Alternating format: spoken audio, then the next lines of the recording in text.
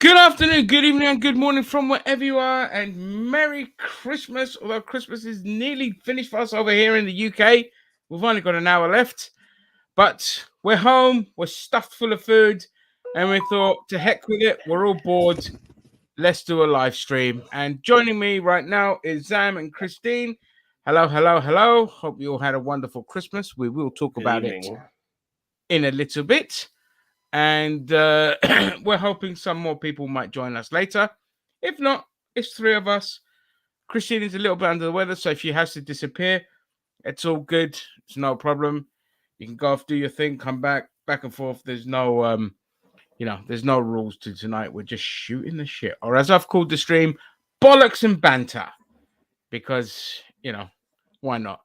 And so, on that note, Christine, how was your Christmas? What did you do? Where are you? What you up to? I'm at my parents' house. They live on a lake, so it's pretty nice. And we exchanged gifts, had dinner. Then I expelled dinner. And I'm gonna go orally back or rectally. No, I'm joking. I'm joking. You don't have to go into that kind of detail. But it just leaves room for seconds. So I'm gonna try and eat a little bit because I really love turkey. Really. Oh, okay. Is that what you guys do in Canada? You do turkey in Canada for Christmas? Yeah. Okay. And sometimes ham and turkey, but mostly turkey. Hey, Gary, you're not joining us. Feel free to join us. It's an open door. But okay. Anything else? Got some nice khakis. That's what I wanted. All right. Sweet. That's it. Sweet. All right. Zamo. Yeah, I usually in the past I would go to Derby up north, which is like 125 miles away. Yeah. Spend Christmas there with my brother and his family. But things have changed a bit now because I personally like to work on Christmas Day as a cab driver. It's more lucrative. So recently the last few Christmases I've been spending with my uncle and aunt here in London. Just did that again today. Met up with a cousin I haven't seen in years. She's got 3 daughters. I thought they would be like 5 or 6 years old, but one of them ends up being 13 years old, which made me realize how much time has passed. It was really good fun, chess with the kids and stuff like that, and having lovely desserts as well as lovely food and everything. And just for that brief moment, just spending time with certain family members who I don't spend any time with. Yeah, it was fun. Don't overstay our welcome. Couldn't wait to get back home to fuck around with you guys and get on my computer. Yeah. So. All right, sweet. Wait, so did you work in the morning? I worked in the evening. I told my work that I could work between 5 p.m. and 8 p.m. or something like along those lines. As soon as I dropped my dad back home, I waited in the driveway, and for about 2.5 hours, no fucking work whatsoever. I actually fell asleep on in my car, and I drooled a little bit on myself. And it really pissed me off, and I thought, fuck this, I'm logging off and I'm going inside. And yeah, and that was it. Oh, so no work today?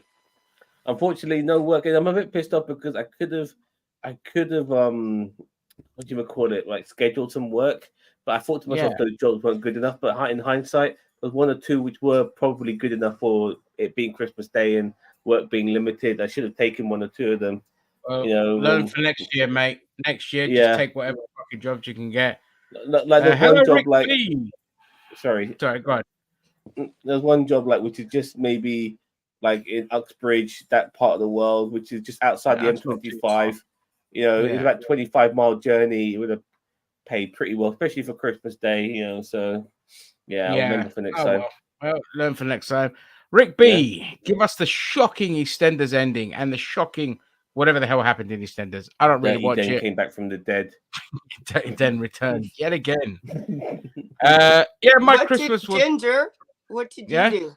What did you do? Went to my brother's, spent it with the nephews, and father-in-law was there as well. My brother was. They just recovered from COVID, so they had no energy to cook whatsoever. Yeah, I cooked a ham because that's my minimum entry requirement from the family. I have to cook the ham every year because they love it. I also made brownies, so I took that stuff over.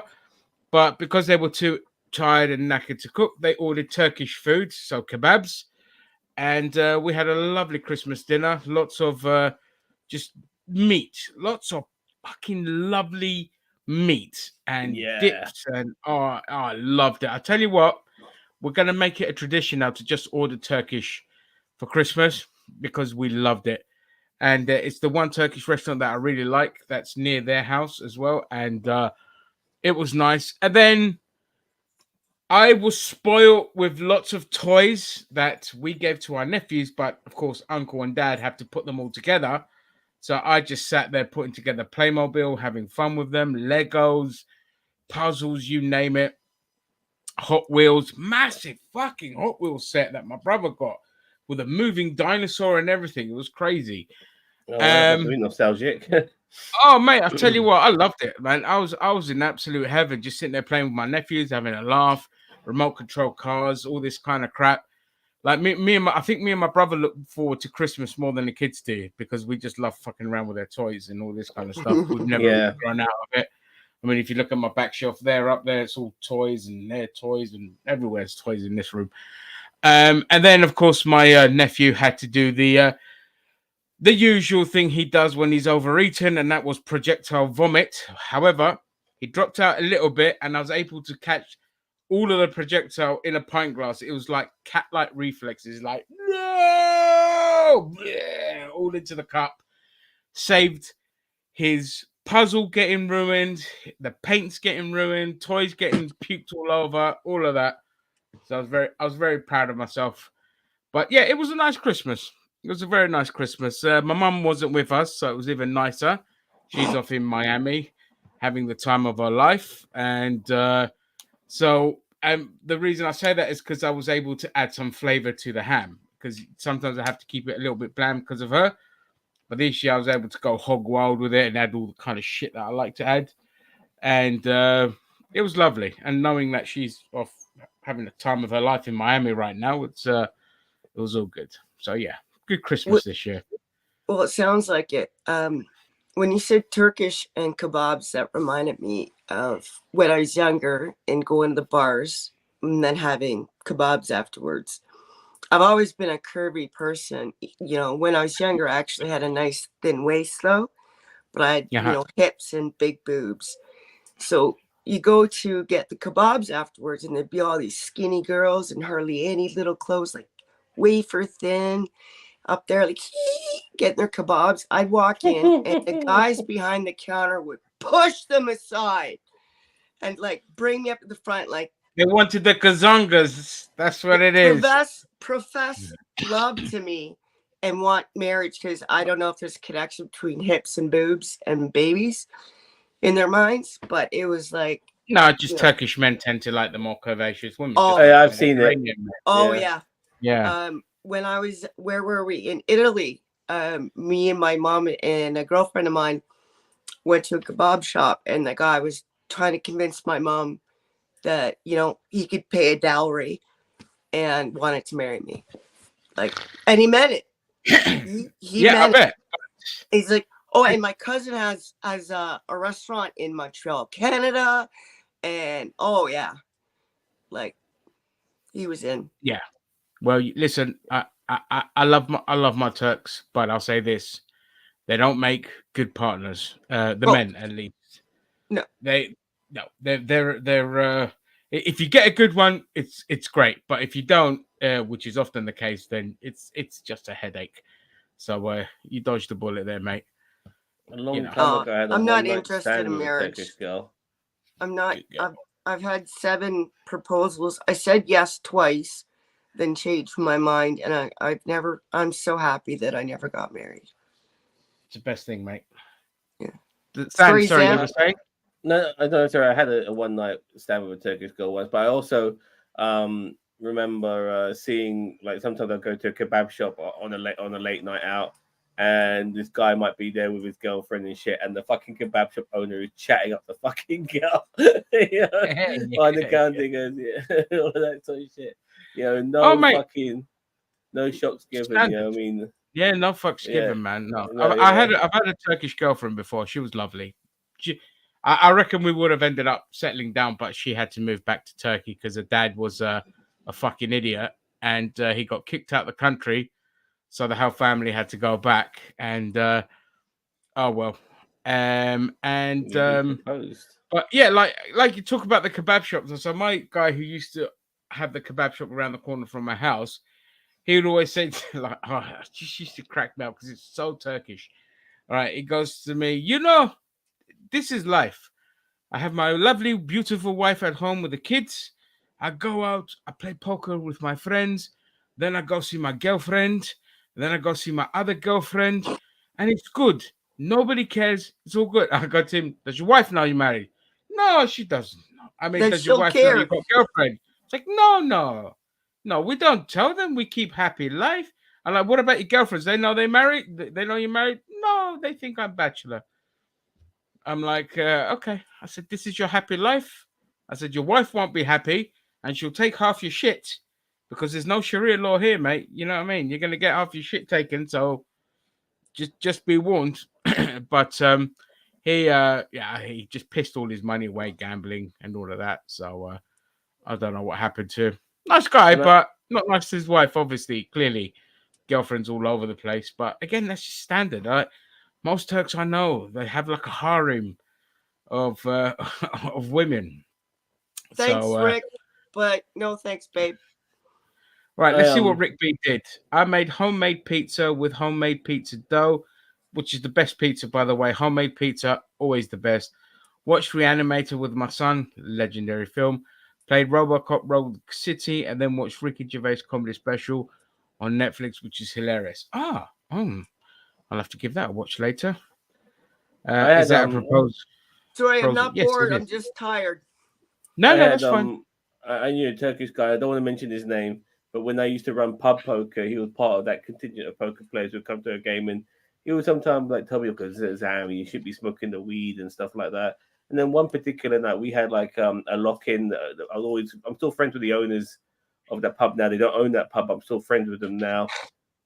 And we had a lock-in, and we played like till 6 a.m, and he was part of the people who played till 6 a.m. But he did have one bad habit, and that was cocaine, and he kept it quiet for a long time.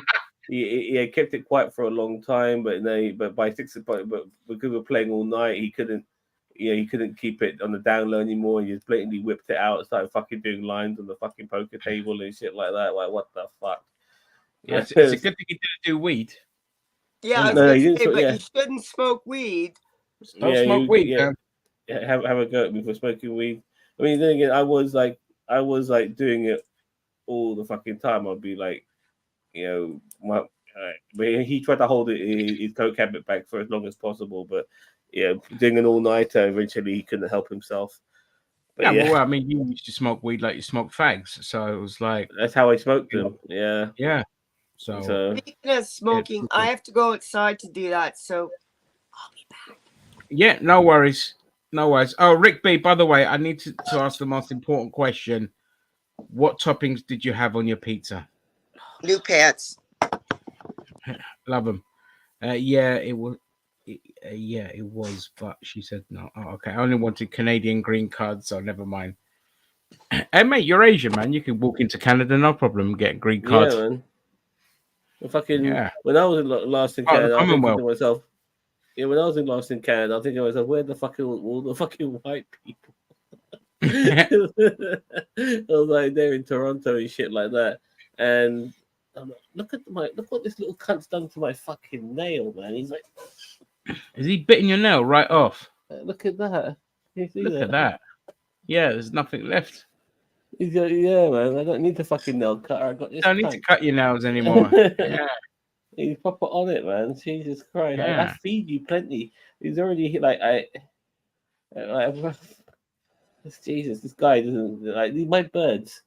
Like, all they want to do is eat. All they want to fucking do is eat. I give them Tic Tacs. I give them fucking birdseed. I give them grapes. I give them strawberries. I give them crisps. I give them crackers. I give them everything, man. All they want to How fucking the do is fuck are they fucking still alive? give them French. Oh, they love chips, by the way. Yeah, it's so funny when like you see them standing on one leg and they've got a chip in the other leg, and they just get yamming on it like what the fuck? It's just so fucking. It's adorable and funny and fascinating all at the same time.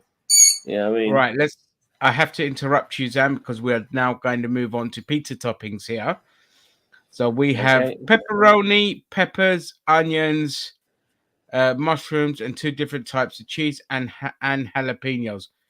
Rick, I think me and you need to do anal, just because Well, look, that's for, my favorite toppings. look for me, I love pizza, but I actually sometimes think to myself that too much is not good. So I'm kind of simplistic sometimes. I just like when I order from I order my pizza from a wood fire oven pizza place, and I get basically double pepperoni, double salami. I just want a lot of the flat meats. You know what I mean? Okay, yeah. And I actually prefer putting chicken on my pizza to pepperoni, but I still love pepperoni. Don't get me wrong. I think pepperoni is fundamental. And then what I'll also do, like, because I could ask them to do this as a topping, but because I can only do 4 toppings and create your own, I do it when I get home and I sprinkle some Parmesan cheese on it. You know what I mean? As well, which is Lovely. nice touch. And yeah. So would you? So what are your favorite toppings then? Like in general? 100% just generally it has to have pepperoni. That is fundamental. Okay. Meat toppings as well, but I'm not. Like I don't need like like I would have maybe some ground beef, but I don't want. I don't want too much. I just want as much meat covering all the gaps as possible. And so if it, I don't want to be wasting it on onions and mushrooms. Ow, you little fuck! That's my skin. And onions and mushrooms and shit like that. I just want meat, and more fucking meat. So so basically, because these guys do salami as well as pepperoni, I think fine. I'll just double the salami, double the pepperoni. All the gaps are fucking filled by then, and jobs are fucking good. I've got no fucking nail left. Now for me, see my favorite toppings are obviously pepperoni. But a lot of the times now, because I've done pepperoni to death, so I switch it out. But anchovies is one of my favorite toppings. I love anchovies on the pizza. Oh, I love it, mate. Olives, mushrooms, not so much peppers. Peppers, it depends. Like if you put peppers with mushrooms, I like it. But yeah, it'll be pepperoni, chicken, anchovies, olives, mushrooms, sometimes peppers. Yeah, I love that. I love that kind of shit, and of course, jalapenos. But I can't fucking stand. I'll eat them anyway, but I hate the fucking jalapenos that are pickled and they put them on there. I fucking hate pickled jalapenos. I'll still eat them, but I won't enjoy them. I prefer it they're fresh. So when we eat at Five Guys, I love it at Five Guys because the jalapenos are fresh. And they just chop them up and bung it on there. They don't cook them or any of that bollocks.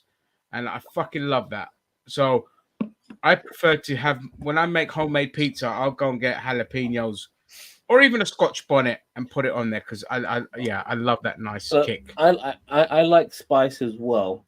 And I used to, and jalapenos used to be fundamental on my pizza. Actually, funnily enough, one of my old types of pizza was jalapeno and pineapple. I know people who shit to me about pineapple on pizza, but the pineapple was a nice neutralizing agent to the jalapeno, so it worked pretty well. And I could eat jalapenos no problem.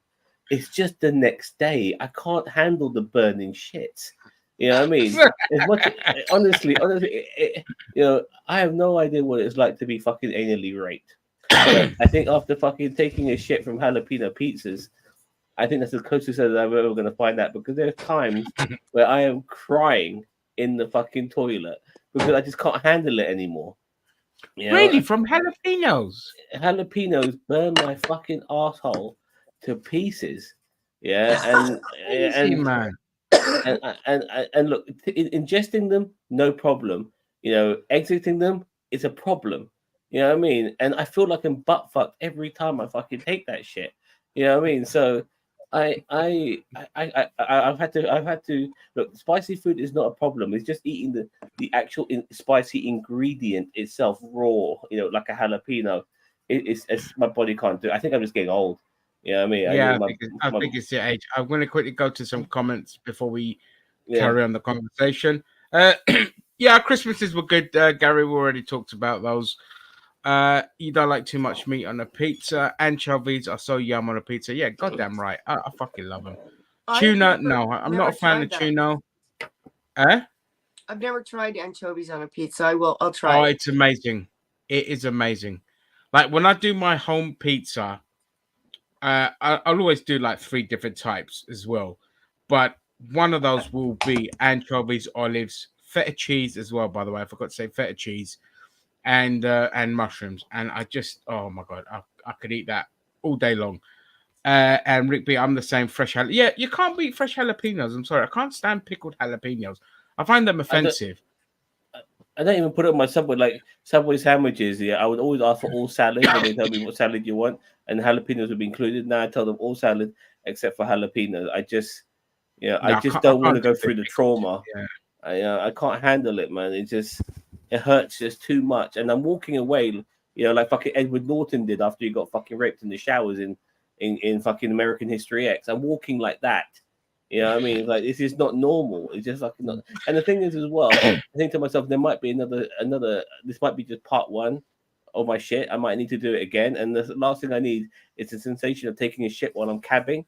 You know what I mean? Because once I'm in my car, that's it. That's it. I'm not fucking shitting until I get back home. But there's nothing better than shitting in your own fucking toilet. I hate shitting in other fucking people's toilets or fucking outdoor toilets and stuff like that. Plus, I've got a hose. I like to clean my fucking ass after I fucking taking my shit. You know what I mean? I hate just wiping it without fucking washing it. Has to be fucking done. I'm sorry for getting into details. So all of these things play on my fucking mind. That's it. I'll sacrifice jalapenos for the sake of my fucking hygiene and my fucking asshole.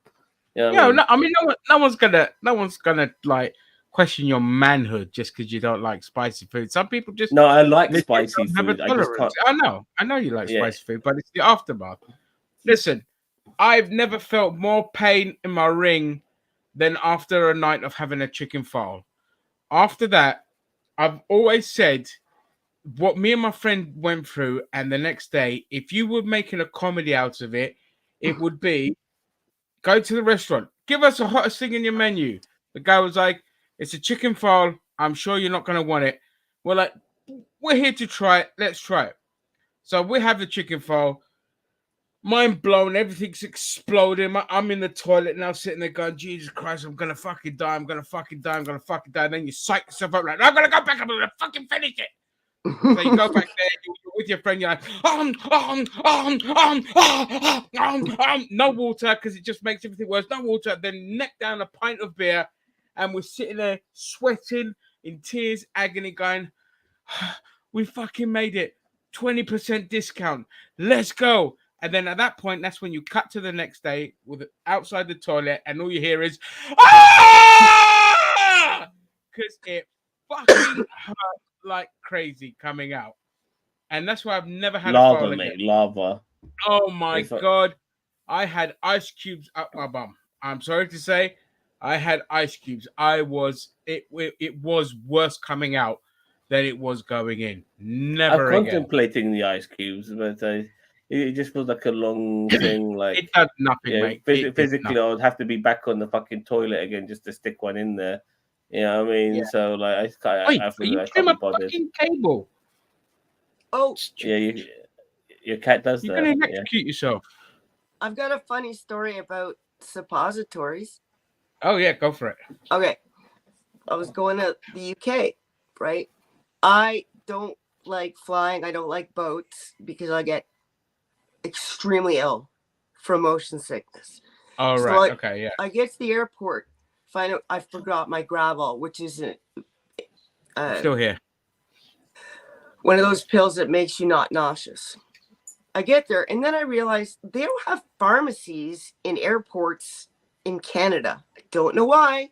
They just don't. Oh, that's weird. I know. So I grab a cab, and I've got to rush to the closest pharmacy I can find. We get there, and I'm running out of time because I've got to catch a flight, obviously. So I rush in. I see the pill name. I grab it. I go to the checkout, buy it, get back to the airport. Suppositories. Fuck. Oh, But that's all they had. No.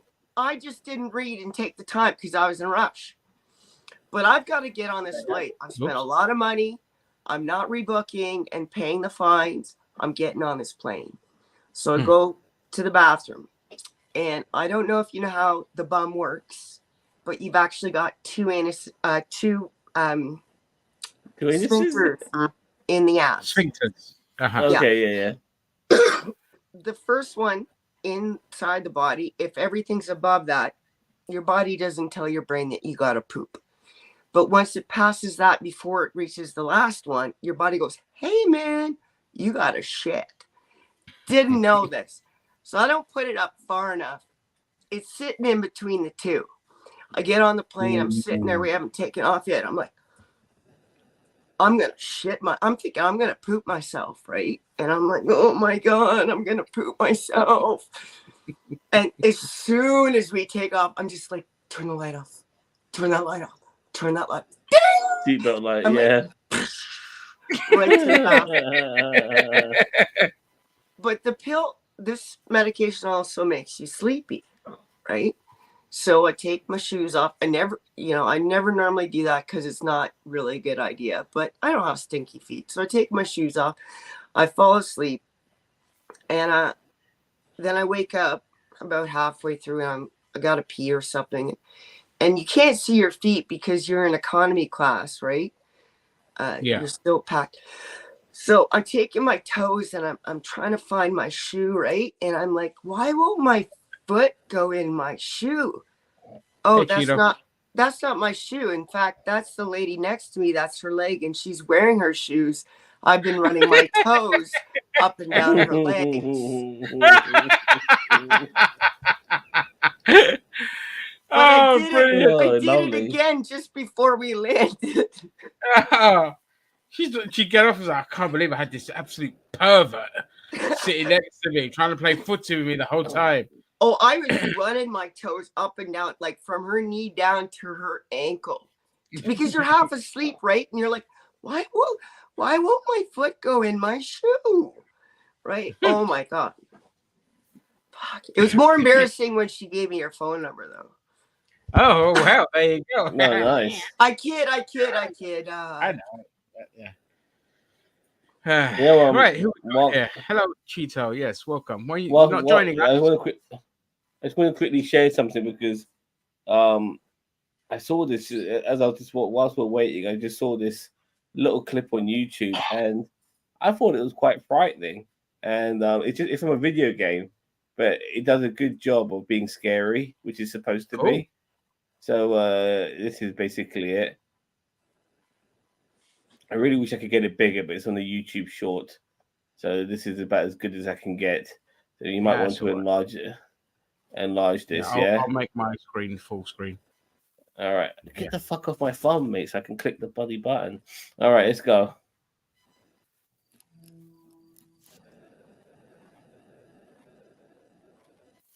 The NPCs he's looking at, by the way. Yeah. Cool. And he gets his camera out.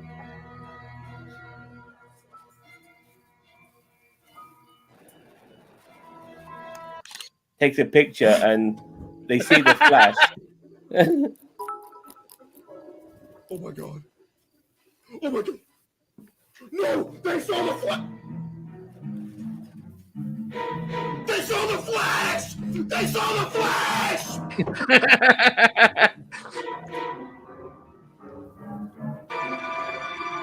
They can't fight back. I don't know. But look how frightening that is, man. I mean, the way that he just slammed, like the way he slammed that fucking door open. Please find him under the bed. That's all we got, unfortunately. But I just thought brilliant. That's just so brilliant the way they did That's that. You great know, touch. Yeah. Like, hello. Looking dapper, sir, with your shirt. Oh yeah, we just got back from my parents' house for Christmas, so I was Nice. gonna show off one or two things I got. You guys ready? Yeah, go for it, mate. What No, game this is that? a whatever stream, man. What? It's a whatever stream, so yeah, we're doing whatever. So I got my Goliath.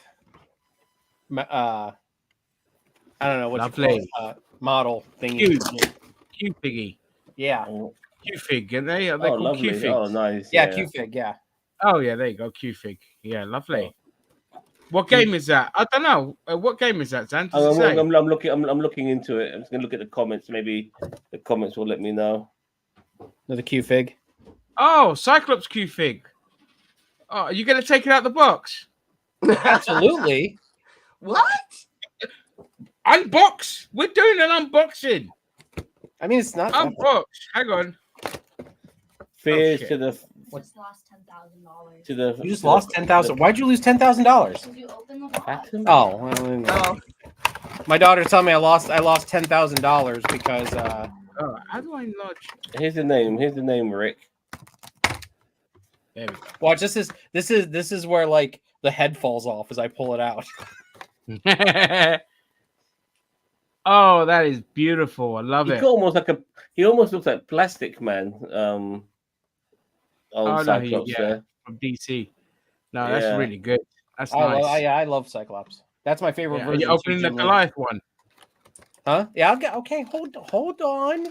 All right, sweet. Fears Listen, of Fathom. There you, You go. guys want to? Now, this stuff was actually bought for me by my mom. But you want to know how stupid I am? So after Black Friday, I always I buy like things that are on sale on Amazon. I send them to my parents' house, and I just say, "Mom, just wrap it," and then I open it on Christmas Day. So like I have like 3 times the presents everybody else has. Because my mom gets me stuff, and then like, but everything I've sent like is should probably put that away at least for now. I forgot what I do with it. But yeah, so I got like 3 times the Christmas presents as everybody else. My mom hates it, but she's like, Yeah, I prefer just giving people presents. well, but she gets me presents too. But I get myself like DVDs and all this other stupid stuff, and she's the one who gets me all the like thoughtful crap, you know. Yeah. This box is damaged anyway, so I wouldn't keep it in the box anyway. Oh, okay. Oh, fair enough. Goliath. I've got a couple of these. What, Goliaths or Q figs?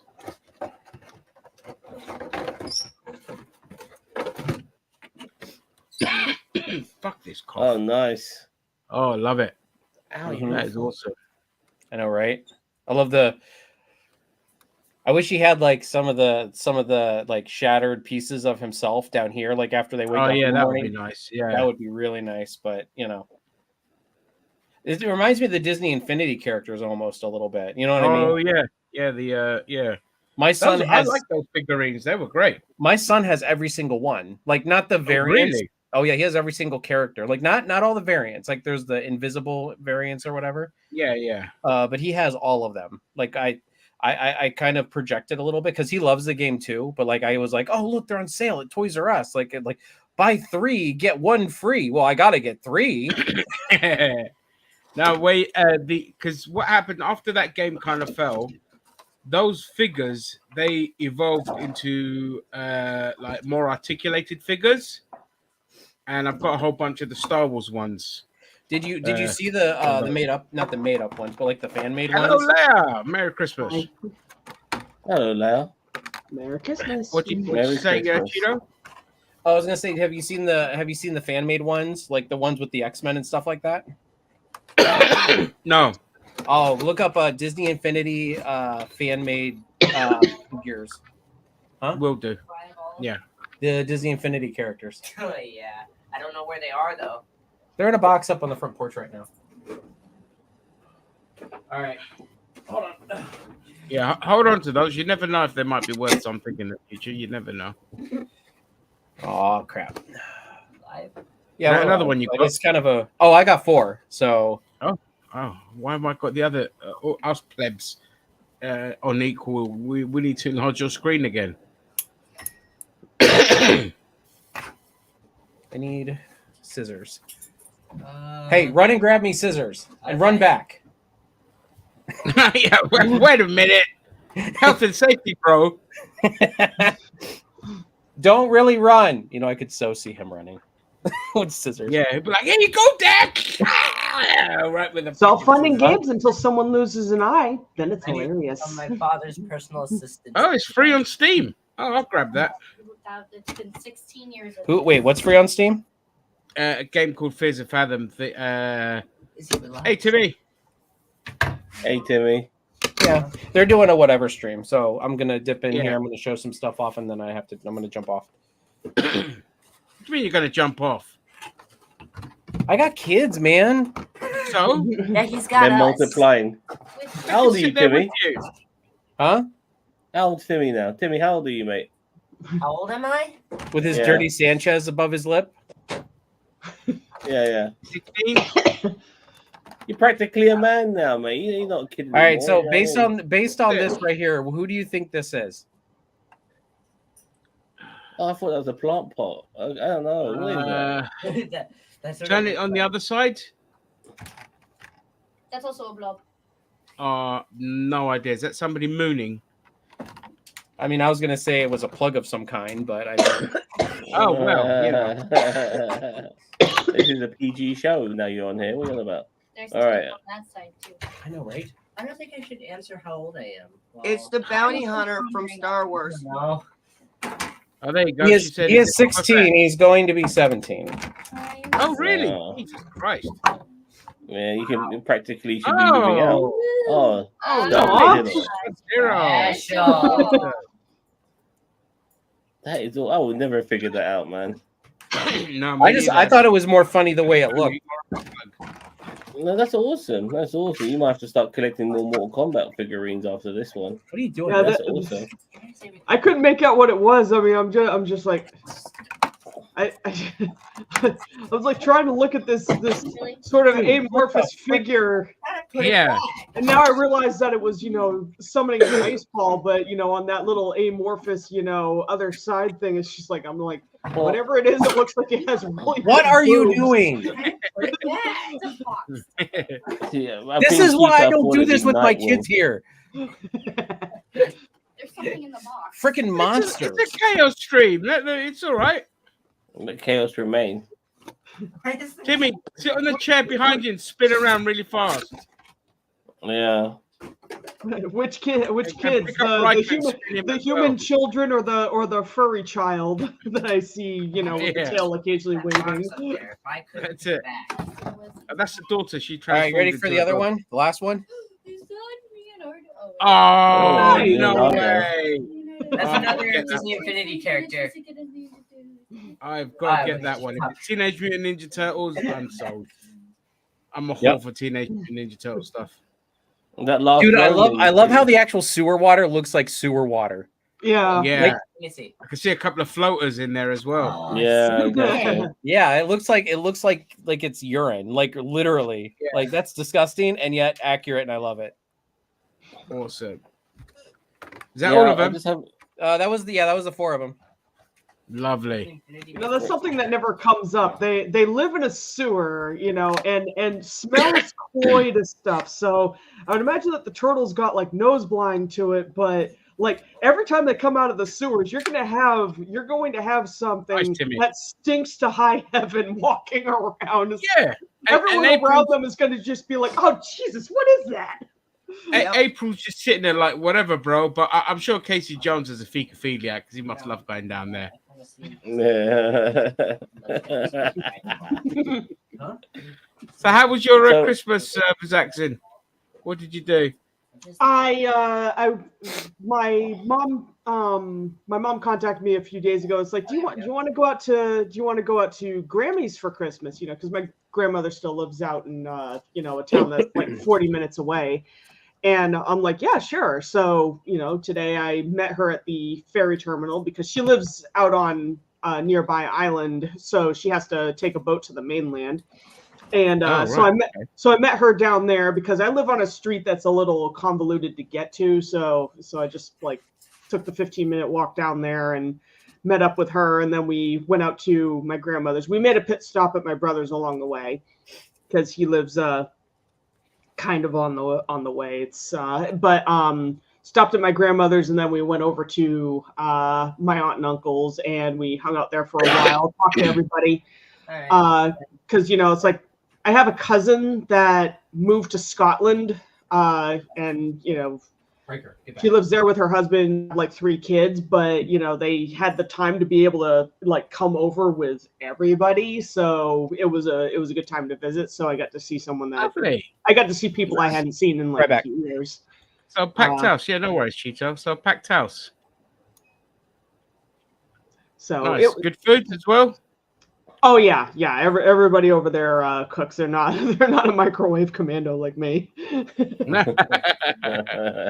Yeah, my cooking is evil, but I can actually show you why. Hang on. All right. I'll actually go up and quickly say comments here. Rick B. Yeah, fear the fact. I had a quick look at some of the pictures on Google just now. Yeah, it's a frightening looking fucking game, and it's apparently episodic. It's based on a few stories and stuff like that. Hello to you, Daniel Vance. Ho ho ho. Hello, No, Vance. my cooking is legitimately evil, but that's only because I only have one cookbook. The HP Lovecraft Necronomicon. Well, Necro nom nom nom. Yeah, Necronomicon. Oh yeah, Necronomicon. That's an awesome book. Guys, I can't see it because I'm on my phone. What's it say, hon? The Necro nom nom nom. It's my evil cookbook. That is awesome. Gotcha. That is awesome. I made a joke to a friend at one point, saying, it's like all my recipes are worthy of the Necro nom nom nom, and he's like, "Wait, is that an actual book?" I'm like, "You know what? I don't know. I was actually using just a play on words." And him also being a bit of a nerd, he looked it up. He's just like, "Oh my god, you're going to love this. It's actually a book." I'm like, "No shit." He's like, "What's your address? I'm getting you a copy." Are there what's the recipe? What's the recipe? I've turned into Sylvester the Cat. What are the recipes in there? Oh goodness, let's see here. Table of contents. I'm sure they have one because I haven't. Deep fried pagan. Well, let's see here. There's a drink list. Deep fried baby. Shaken Not Hestur. At the Fountains of Madness. Gin and Miss Tonic. So it's basically an alcohol book. Nogsathoth, the liquor at the punch bowl. So all these are like plays on H.P. Lovecraft stuff. Appetizers, Sunken Moo, the grape old wands, sacrificial lamb, Altox nachos. New England damn chowder. I love that. What are the ingredients there for the nachos? Oh Jesus. Okay, let me find the page that's on. I gotta flip. I'm flipping through a book here, guys. Yeah, it's all good. It's all good. Okay. Page 34. Okay, too far. Not far enough. My cats are running around crazy. Come on, out your batter nectarine. Okay. Serves the 8-legged queen of the chasm to dream. 1/2 pound of shredded biscuit or brisket or pulled pork or chicken. Seasoning to taste. 10 to 12 ounces of each salsa, guacamole, and sour cream. 36 tortilla chips and flat round tortilla chips. 20 slices of thinly sliced mild cheddar and cheddar slices, 8-ounce bag of shredded Fiesta cheese mix, 40 black olives. I love how precise they are, sliced. Yeah. And 30 jalapenos, thinly sliced. But it's the preparation instructions that my asshole's already quivering. Yeah, I thought it'd more be puckering. It's the instructions that I like more, though. Because that's the ingredients list. But Stoke the fire of the oven to the 350th degree Fahrenheit. Anoint the cooked flesh shreds with the powders of the southern tribes. Separate the mixture into 36 offerings and set aside. Nice. That is Combine awesome. the salsa, guacamole, and sour cream to make a viscera, one part of each green, white, and red, completely and incompletely by your own hand. Wait, a viscera like from WWF? Yeah. Oh, That is- viscera. Innards! That is a big. Yeah, That's a big piece. yeah, that guy would feed the whole family for a month. Lay the thrice dozen outer carapace tortilla shells on a large tray. Spoon into each a pleasing measure of visceral paste. Have each meat offering and cross the halves to make an X in each shell. So Then So cover the- with a slice of cheddar slightly larger than the cup itself. so the big Bake until question these is, melt into Wait. and seals it in completely. I want one. I want so some. so the big question Yeah, is that dude. what is the measure of the pleasurable measure? I mean, because that's always the question on people. I think it's like assigned to taste. Oh, okay. I love There the look are- at the there- pages, by the way, just from me reading that. Yeah, book. it The pages looks look awesome. great. It looks very interesting. Yeah. This is Oh like my the, God. this is like Oh, hang the on, hang on, artwork hang in on, there. hang on. Keep it there, keep it there. I'll enlarge you I'm again. keeping it there. Oh, Oh awesome. wow! Looks like the flying spaghetti monster at times. Yeah. That's awesome. It Yeah. It's totally they do actually have just like Can a you turn a normie few more print. pages? They Can you have turn the a pages? they Yeah. do actually have normie translations in the very back of the book. Oh, okay. Boo. To hell with the normies. Yeah, I mean Yeah, show there's us pictures. there's some I'm flipping the random Oh, pages now. nice. There are Nice. there's some really cool art in here and stuff, but That is a great fucking book. Yeah, that is definitely. I mean, it's more something I would buy for somebody than for myself. Yeah, Like, yeah. But given the recipes I have in there, it's more for like, the because States it's more, and Canada. it's more Yeah. fun for reading mean, if than I were- anything else. If I were to buy one for Yeah. Zam, all I would say is but ding ding and all the curry mixtures and everything.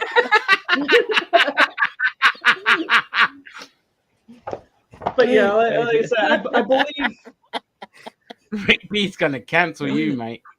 Oh, I mean, God, we're like I said, there's normie translations in the very back. If you know the To heck with the over, normies. yeah, because I mean the side dish not to be named. That it's just basically heat 1 tablespoon of oil in a large skillet over. Necronom, Yeah, £10 it's just on like- Amazon. Rick B might get it. Oh, But if instead, it's only a it's like tenner, I'm just tempted. this is so it's just so fun to read just because of the It's awesome.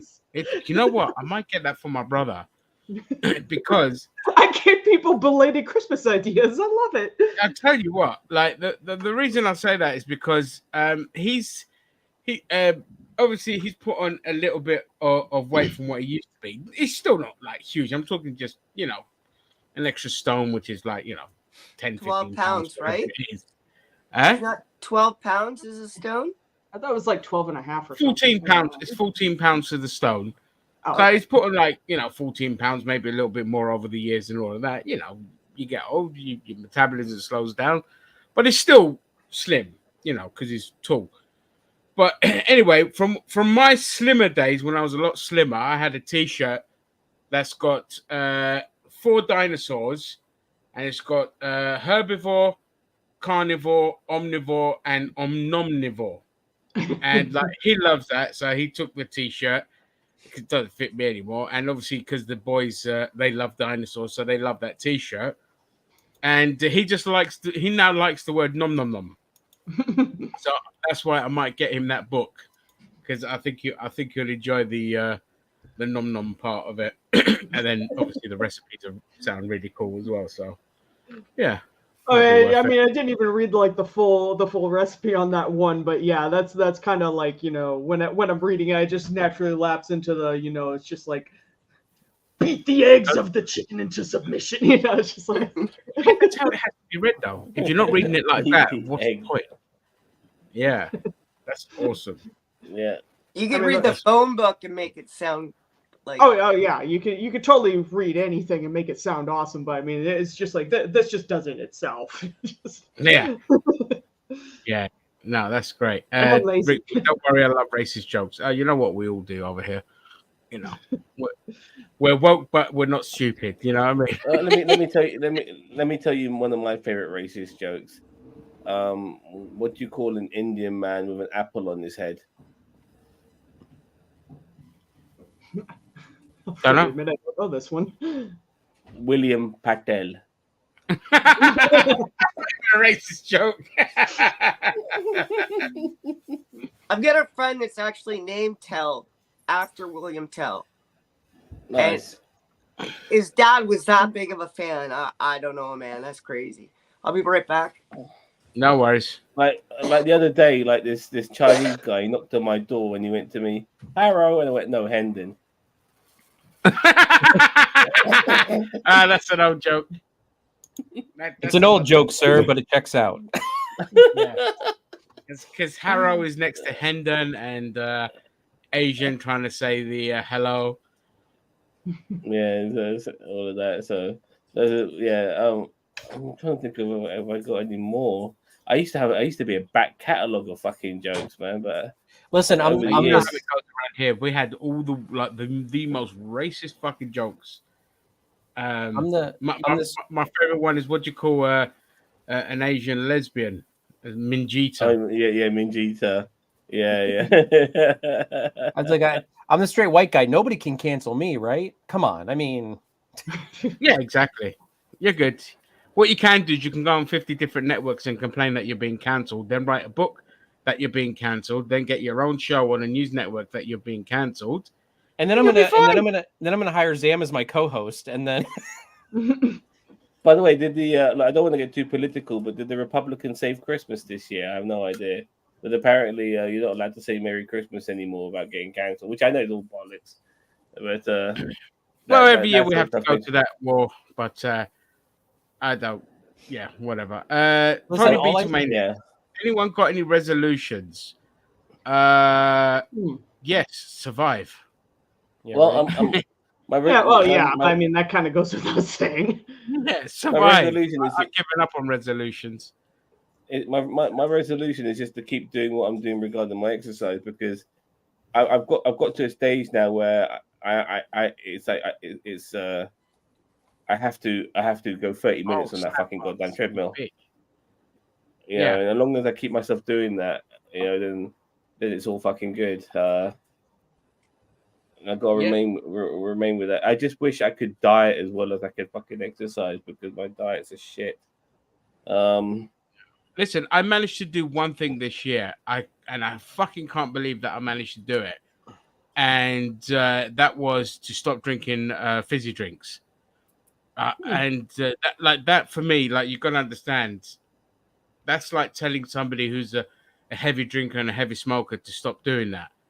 So I can't believe I managed to do it, and then I just have, like, you know, a little bit of iced tea at the night time just to kind of sweet my palate. This year I did the same thing. I stopped. I mean, I don't know if you guys have noticed, but I haven't had the Diet Mountain Dew on at all. I haven't seen a Mountain Dew on you. Every time I see that water bottle, and I'm always like amazed. I'm like, is there Mountain Dew in that? No, nope. It's inserts. So I mean, no, I've given up I gave up the fizzy drinks, and like you say, fizzy drinks, and so I use water and insert, sometimes just water. So you know, I'm drinking sparkling water. That's Is that fine. legit? Absolutely flavored sparkling water.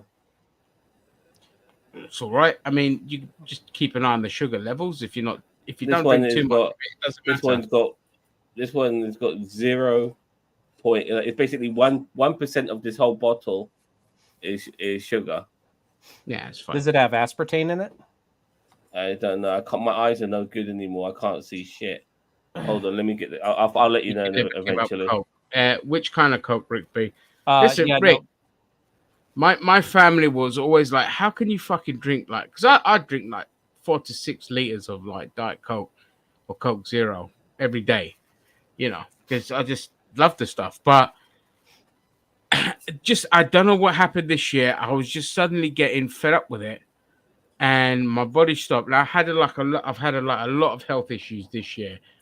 A lot, like high blood pressure, borderline diabetic. My knees have gone to absolute shit. I've ballooned up in weight and all this kind of stuff. And so I never expected to be able to give up something, and I've managed to do that. So next year, I think next year my biggest target is to get rid of snacks. Basically, eat whatever meals I'm eating, but just get rid of the snacks next. So it's like if I can get rid of my biggest addiction, then I should be able to get rid of the other stuff. But My resolution for next year is a vasectomy. So yes, No, Fuck I mean, yeah. I'm 100% honest. That's not a joke. Like that. That's why I'm.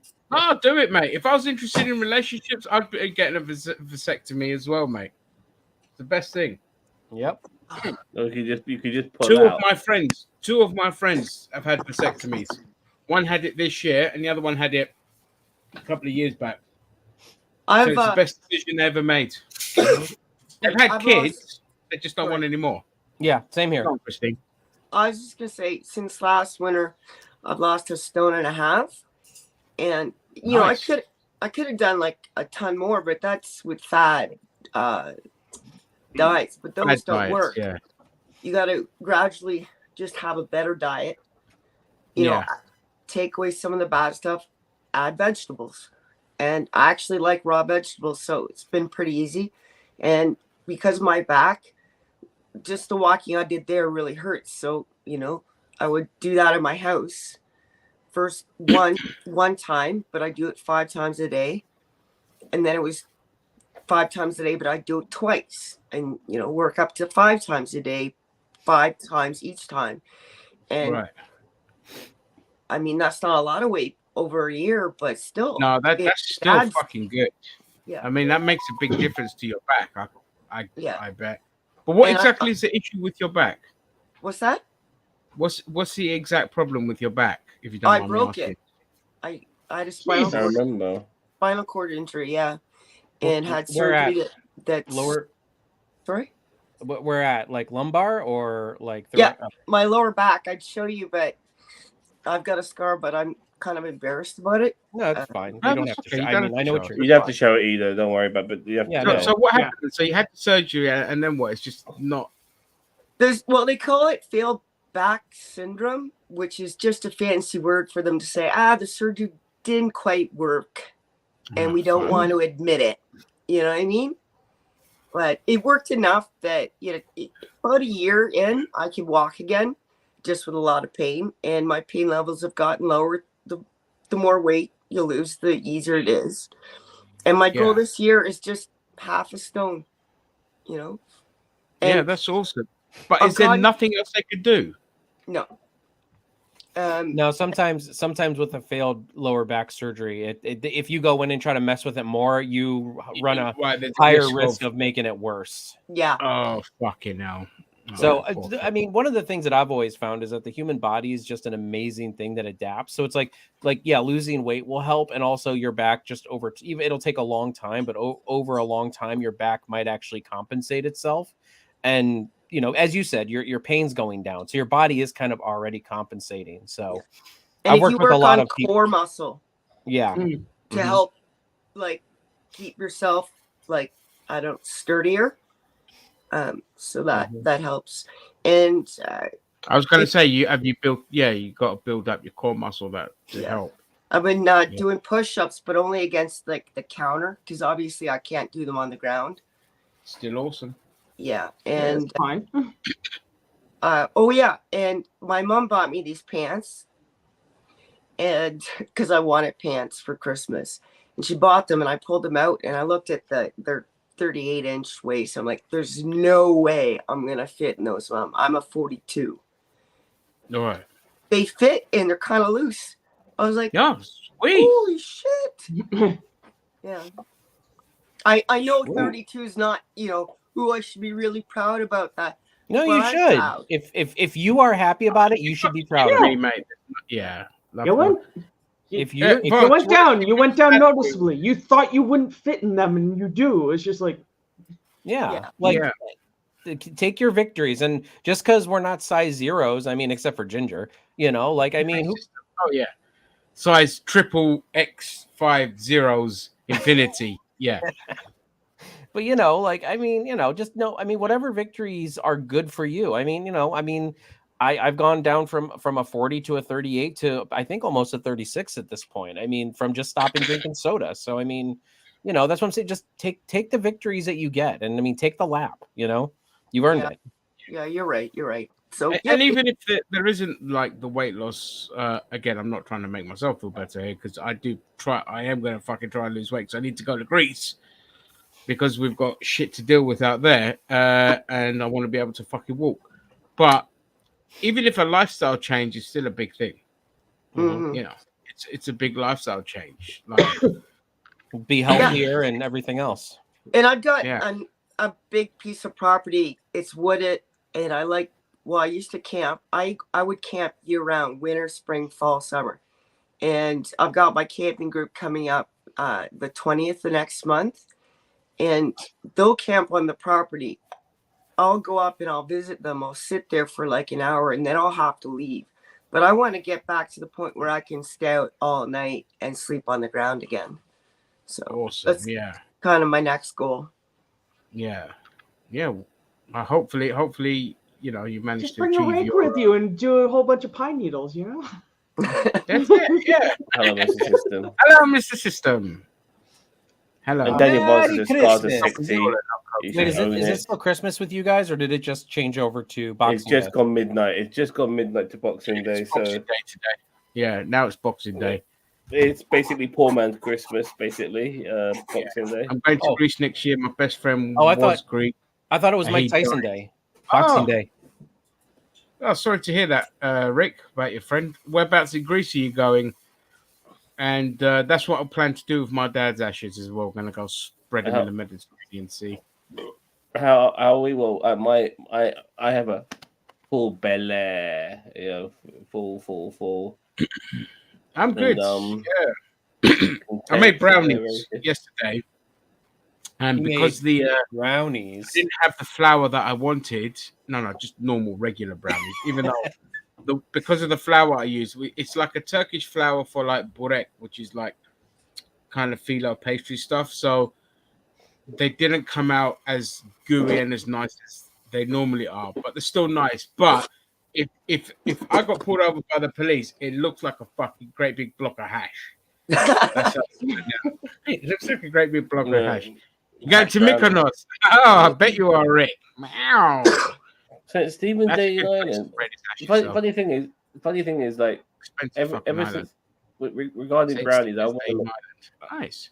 I want to make Sorry. my own because I came across Black Forest brownies, and for me that's it now. Like my brownies need to have cherries in them because they're just so I was fucking going to say, is awesome. that just brownies with cherries? Yeah, but it's awesome, man. It's just awesome.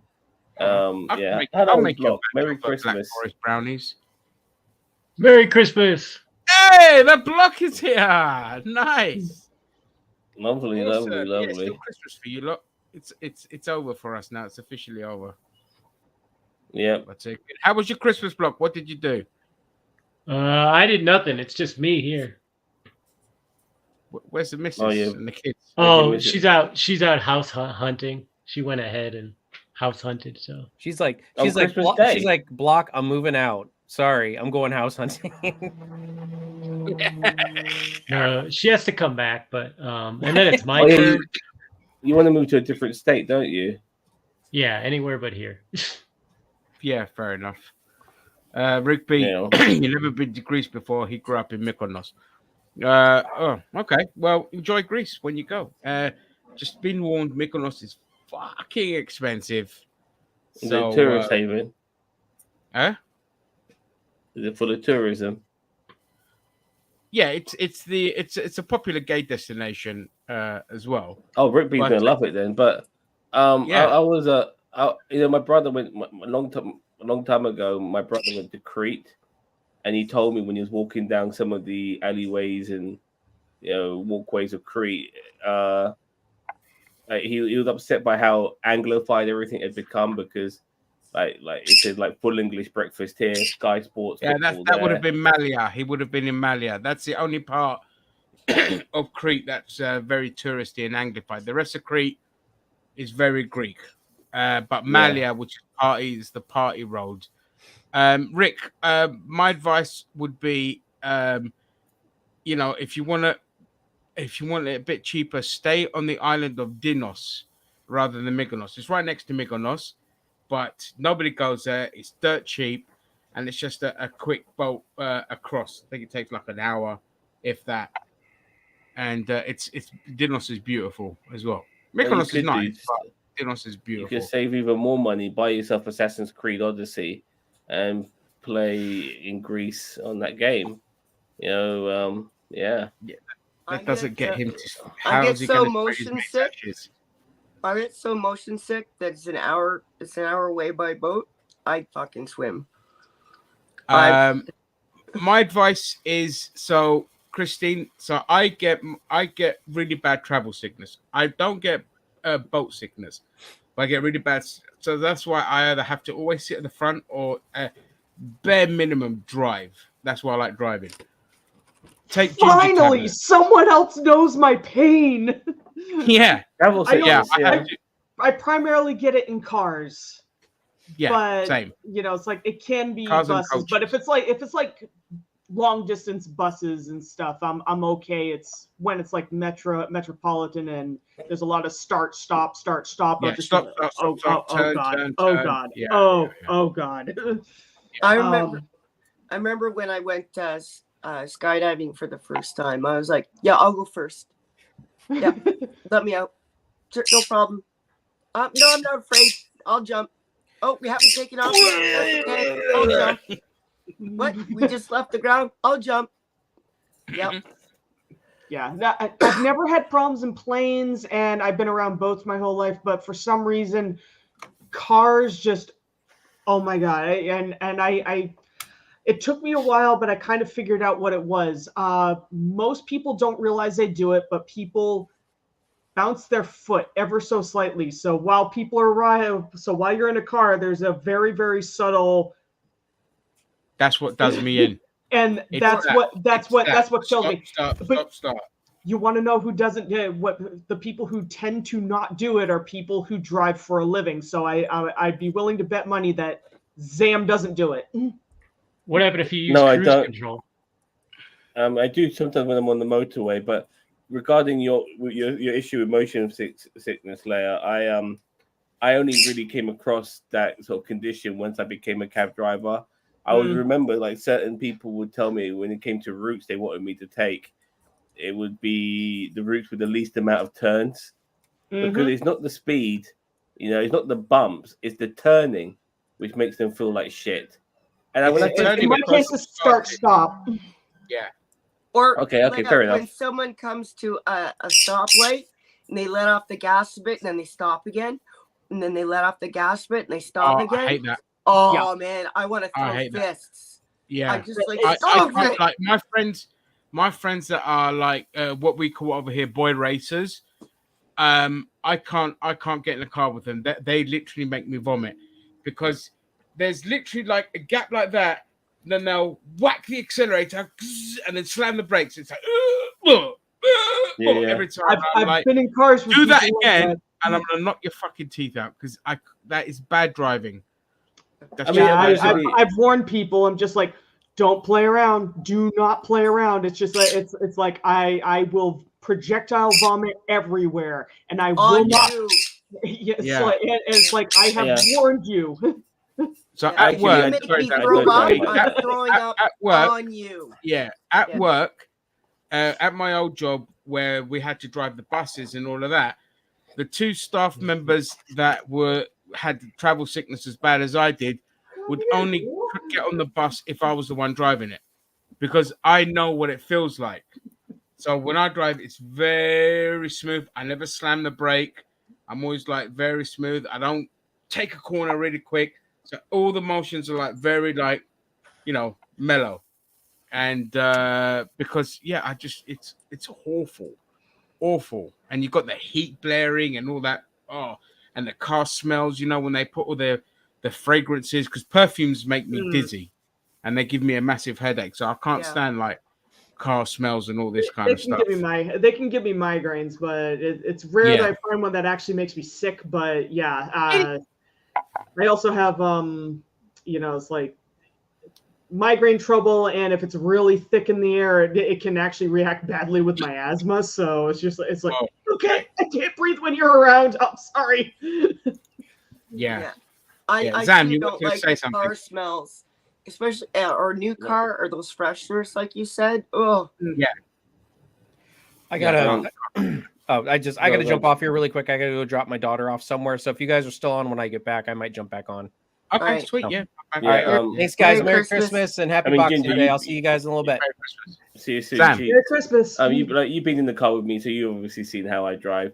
I don't drive like that. The odd time I've had to obviously hit the brakes pretty sharp because I drive in London and there's dickheads everywhere, and sometimes they're the ones who make me having to slam on the brakes because if I don't, I'm going to hit them because they've just come out of fucking nowhere. But that's now and again. That's not all the time.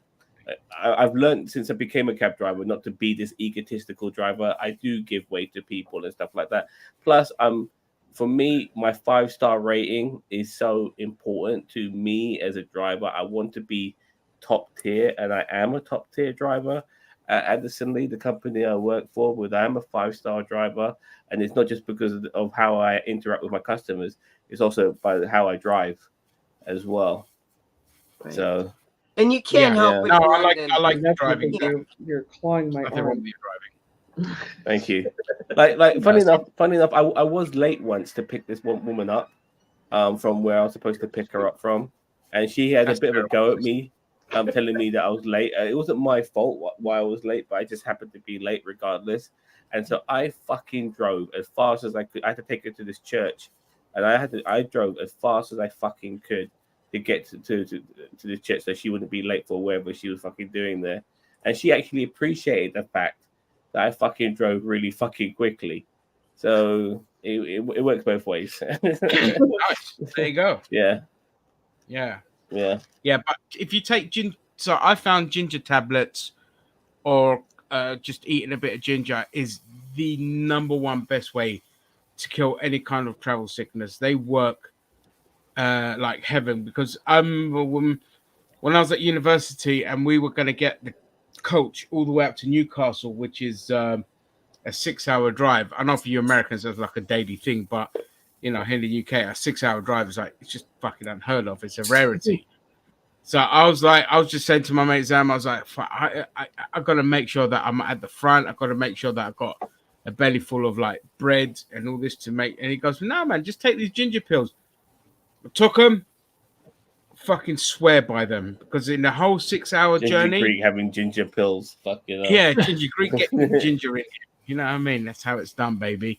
And I've never in my life had motion sickness. Again, even with the boat, sometimes if I'm got an empty stomach, I'll feel it. So with the ginger pills, I swear by them. So try them next time, Christine. See if they work for you. It's commented by Mr. System Chemist. I'll have to keep that in mind. I'll keep that in mind.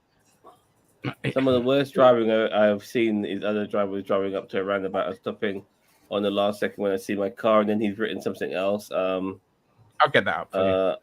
Yeah, we're gonna put it up. Some didn't even bother. Yeah. Like I'm not sure how it is in Ireland, Mr. System, but here in the UK, when you go to a roundabout, you have to give way to your right, and so if they're not doing that, then it's fucked up. And I've also recently seen like roundabouts are they're being introduced on American roads now, and Americans don't know how to fucking deal with that shit. And it's so funny. It's so funny when I've seen some of the clips on social media, but they're comparing it to the Brits, obviously, where we've got roundabouts fucking everywhere. We got roundabouts where there's roundabouts. You know what I mean? We've got big one. Yeah, we've been to the Magic Circle and fucking stuff. Yeah, and the Magic Circle and fucking in St Albans and shit like that. Good man, Rick. It's what the one big roundabout with 6 little roundabouts around it. You know what I mean? And so us looking at it, It makes Yeah. perfect sense to us. You're like, Yeah. oh, okay, so I need that roundabout to get to that bit, and then that roundabout to get to that bit. Yeah, no problem. But You to still have to somebody keep your else, wits about looking you. at that, they're like, what the fuck is this?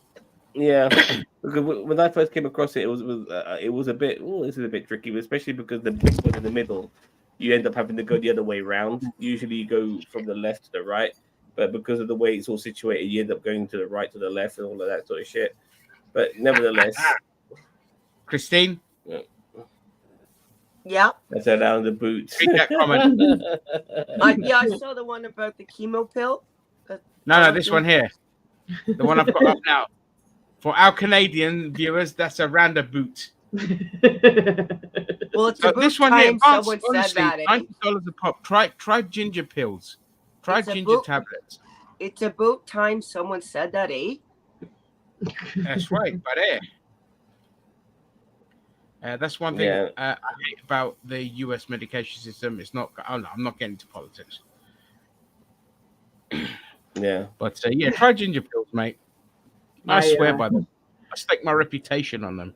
My mom. And if they don't work, it's your problem. when My wonderful we were 20-pound kids, cat keeps reaching for my face. ooh, Oh, crazy ass bitch. as a child, if you had a sore tummy or something, your mom would take ginger ale and like stir all the bubbles out of it, Right. and then you drink the ginger ale, and that would help. Yeah, ginger, or Yeah. just eat. You can even get a ginger root, which is probably Yeah. the cheapest thing, and then just chew a little bit Yeah. of it and swallow it, or crush it and eat it, or dilute it in water and swallow that. I had It really helps the nausea. I had a friend whose mom really liked ginger chocolates. It was just ginger root sliced really thin with chocolate on it. Oh no, I listen. Nah, those don't sound like they I go hate together. And ginger. I like chocolate ginger. on a lot of stuff, but No, I hate ginger. I can only have it for like the pills for the medication, Yeah. or I'll tolerate it if I need to chew on something if I don't have the pills to kind of help with the nausea. But I can't. That's why I don't like Thai food that much, because lemongrass. Thai food. No, Oh man. no, I like it, but I'll only eat the stuff that doesn't have, or I'll ask to say, don't put lemongrass and don't put fucking ginger in my food. I can't stand those kind of acidic. That's pretty much all fucking Far Eastern cooking, mate.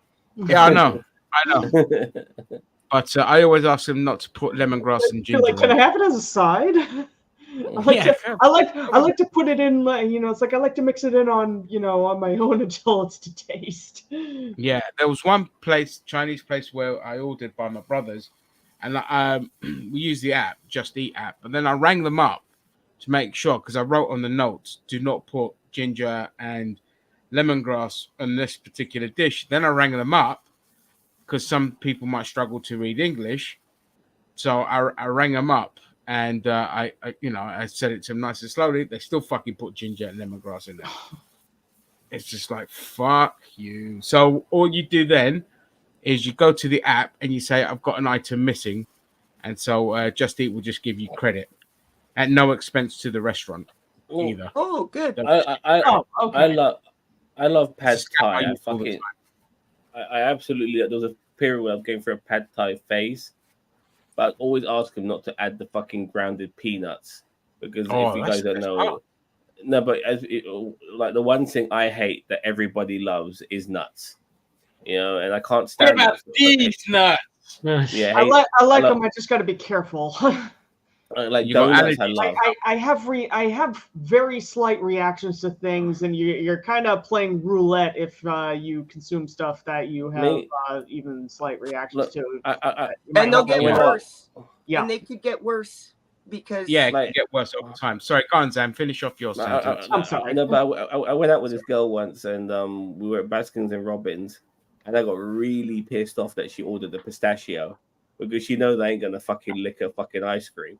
You know what I mean? So, and then like I made a couple of jokes because of like, God, I don't even know if I should bring this up because I don't want to get cancelled. I already know what you're gonna say. Yeah, so that's your weakness. Pistachios, good to know. No, cancelled. Iran has cancelled you. It's like vampires and garlic. You just hold a pistachio nut up to him. Like she basically, she's Jewish. I made a couple of jokes about her being Jewish, and then I looked at the counter and I realized that I was at a kosher Baskins and Robbins, Oh my and the God. guy behind the counter was Jewish. And then I looked at him, and I didn't get a really good look from him, if you know what I mean, because I made a couple of jokes. He was about like, the "Hey, counter. hey, I'm going to kill this fucker for sugar." Oh, yeah. Oh God. That was. Yeah. I've seen the new South Park special. I like the stuff about the cred drink, but the OnlyFans stuff, I just can't stand Randy Marsh. That was terrible. I hate Randy Marsh, and anytime he's in something, he ruins it. But, I like yeah. Randy Marsh personally. I thought the episode where, by the way, Merry Christmas, Funeral Friend. Like the episode where they had no internet. Happy Christmas, my friend. And they had no internet, and they're searching for it and stuff like that.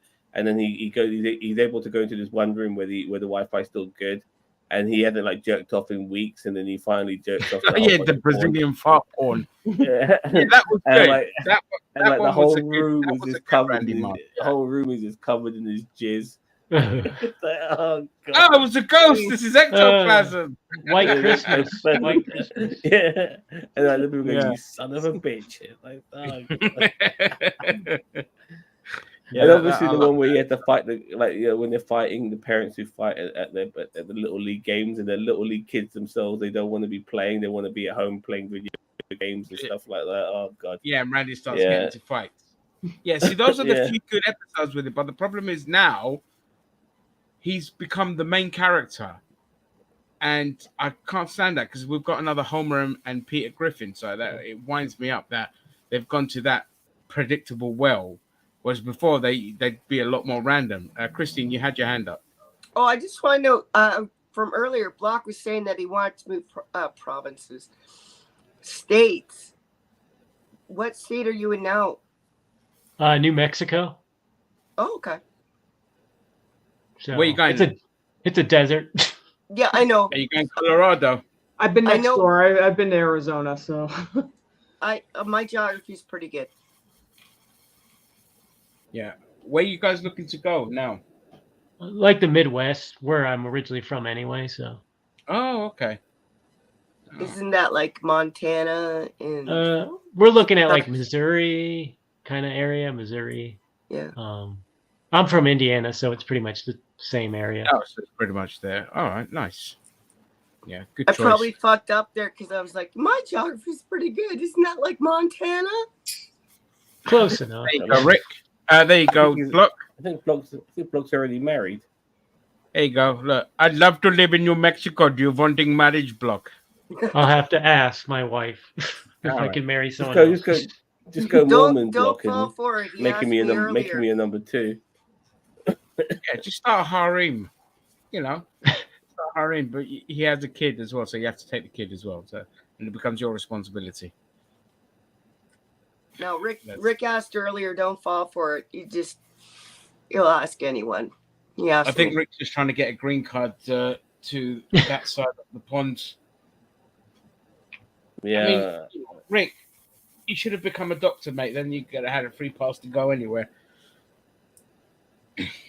You're letting the Asian side down, just like Zam is. Yeah, well, But look, I've always Zam said gets away with it because he's African, so you know. I'm African Asian, but look, I've always said if you want a doctor, don't go for, and when I say Asian, I mean generally Asian, not just my Asian in general. Don't go for an Asian doctor because unfortunately, a lot of people of my culture, my race, we don't become doctors because we give a fuck about people. We become doctors because it makes us look good amongst the fucking society, and our parents can show us off and say, "Look, my I was son, going to my say, daughter, parents to gloat. yeah, my son, my daughter is a fucking doctor." You know, because I've come across fucking doctors who are Asian and they don't give a flying fuck. I got really pissed off with the doctors who had to deal with my mum before she died. They didn't look like they gave a flying fuck. They only looked like they became doctors because their fucking parents pushed them to become doctors in the first place. And it really fucking pisses me off. You know, I am generalizing. I look, for sure, it's not always like that. I have come across Asian doctors who are nothing like that whatsoever. But still, unfortunately, I've come across Asian doctors who are exactly like that. And you can just tell that they're being pushed by society to be doctors. Yeah. Kind of thing. Yeah. Right back. It's actually Yeah, why no I worries. never got into the medical field. My mom pushed me to, get into a medical field, and I'm just like, no, I have no interest in that. And she's like, and it's like, yeah, but it's just like, no. And I know she wanted bragging rights. It's just like, I want to be a bounty hunter, damn it. it's like my daughter is brilliant. See, she became a doctor. It's like, no. South Park has its funny moments the last few seasons, but it doesn't seem to have laugh out loud jokes like it did It's 20 because years they. ago.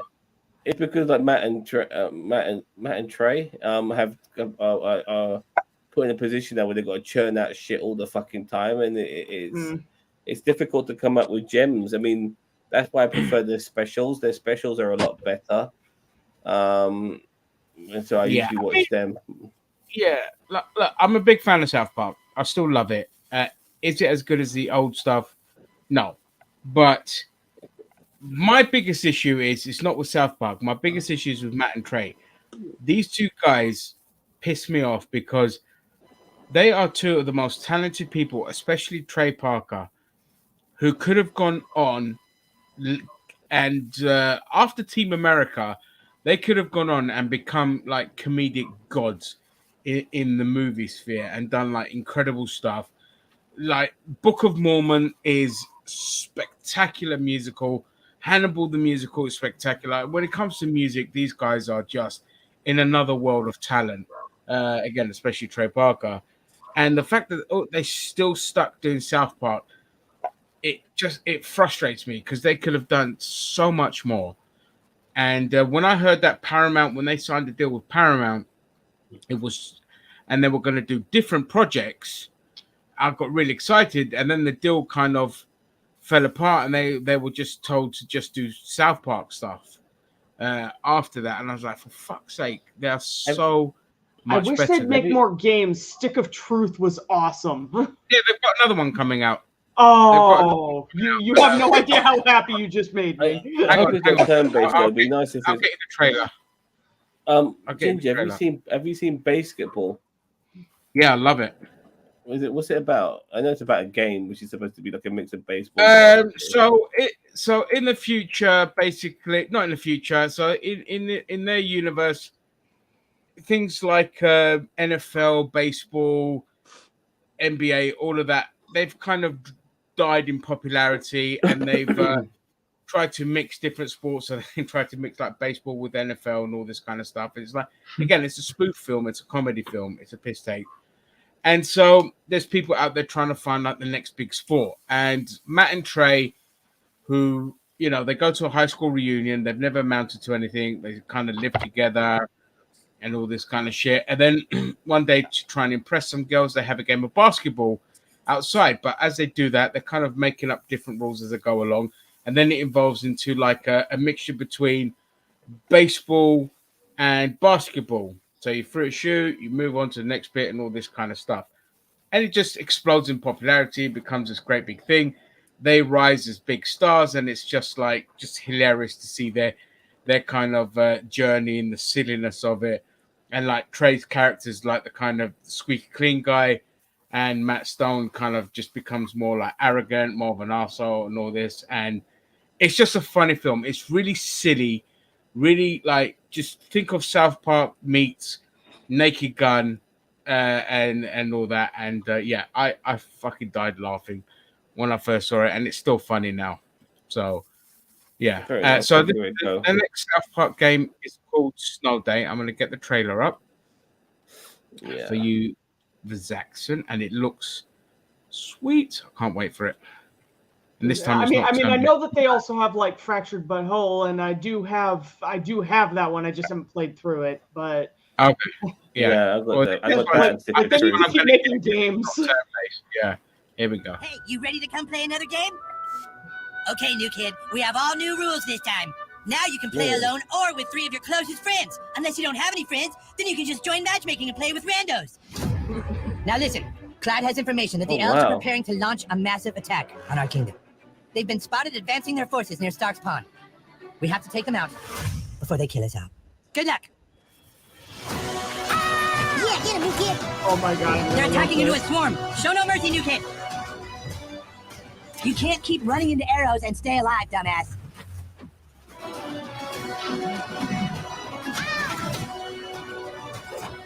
Okay, very nice, guys. I know you're hiding something, pal, and we're gonna find out what it is. Weapons are nice, Yeah. but this game's also about using Get back guns. into the You got town the on fart like escape, that. a blast from the axe. Yeah. Try it out. You've been using that fart escape a lot, so be careful with your bullets. Hey, player 2, you died again? Well, you're just the best little healer, aren't you? You're making a mistake, Cartman. Are you denying that you were gearing up your entire army to attack our fucking base? Says who? Says Clyde. And do you always trust what Clyde says? Hell no, Clyde's a total dumbass. You're all acting crazy. Got weapons here. It's the apocalypse. Prepare to die. Kick that fucking elf's ass. No. Good luck trying to ruin this game. I'm sure you'll manage. I love I'm happy it. Can't keep running into arrows. I'm Oh, really yeah, happy you they're gotta going go with different arrows. routes. Yeah, But, that looks great. But I don't know. I'm a bit skeptical to tell you the truth, but I'm glad they're going down a different route to the turn-based, which is what they've been doing for a while. But still, I'm skeptical on this game if it's going to be any good or not. But we'll see how it pans out. It's the same. I It's mean, the it same looks like company a that team. made the It previous looks two. like a team player game. You know, it's just Yeah. Company and the last two games people have loved them, so they should be. It looks good. Yeah. Is that next year? It's coming out. I don't mind the team player game. I mean, I don't mind the turn-based games that they came out with because it's like they did have stuff in there where it's like, okay, yes, you can fight these people head on, but you also have options if you're willing to like look around on the battlefield and stuff. And I'm like, so I can actually be clever on this. Okay, sweet. Yeah, exactly. So, I mean, I didn't mind the turn-based game, but for me, just like I just got tired of playing Coming those out games March. after a while.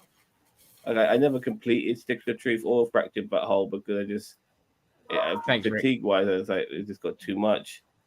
I had no idea what I was kind of fucking doing as well. Like, what was the end game of all of this shit? But I did enjoy some of the boss battles, like those priests.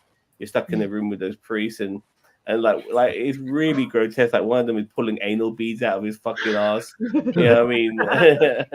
Oh god, like he's coming at you and stuff like that. Oh, it was very, that was crazy.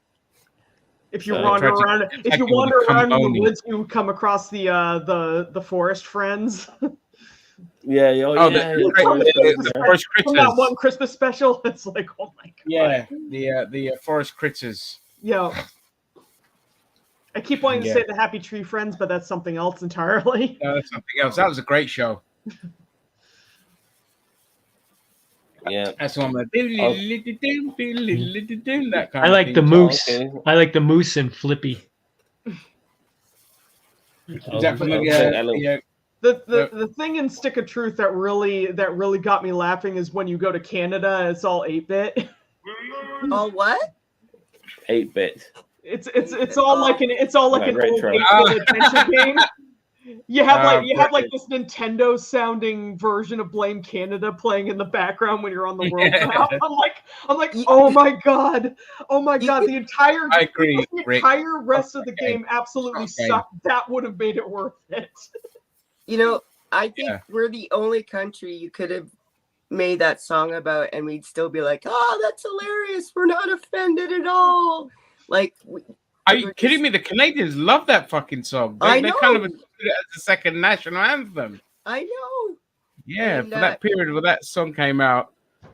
Oh my god! When I first saw that film in the cinema, there wasn't a rib left in that cinema. Everyone was laughing so much we were missing all the other jokes, especially the Terrence and Phillip song. But you know how some countries would be so offended that you made fun of their national anthem. We were like, yeah, whatever, man. It's funny. It's like, bring it on.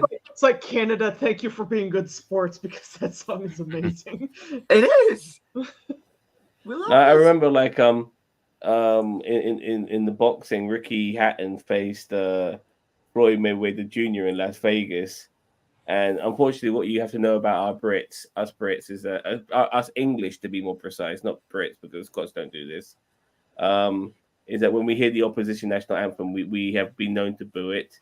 I don't think we do it as much now, but back then, because the Stars and Stripes anthem was playing, the English fans were booing the shit out of it in Las Vegas, and I don't think the American audience knew how to take it, hearing their fucking anthem being booed the living shit out of. I mean, they ended up winning at the end of the day because Ricky Hatton lost to Floyd Mayweather. But that brief moment with the anthem being booed by tens of thousands of Ricky Hatton fans, for me, that was a very joyous moment. Listen, I'll be honest with you.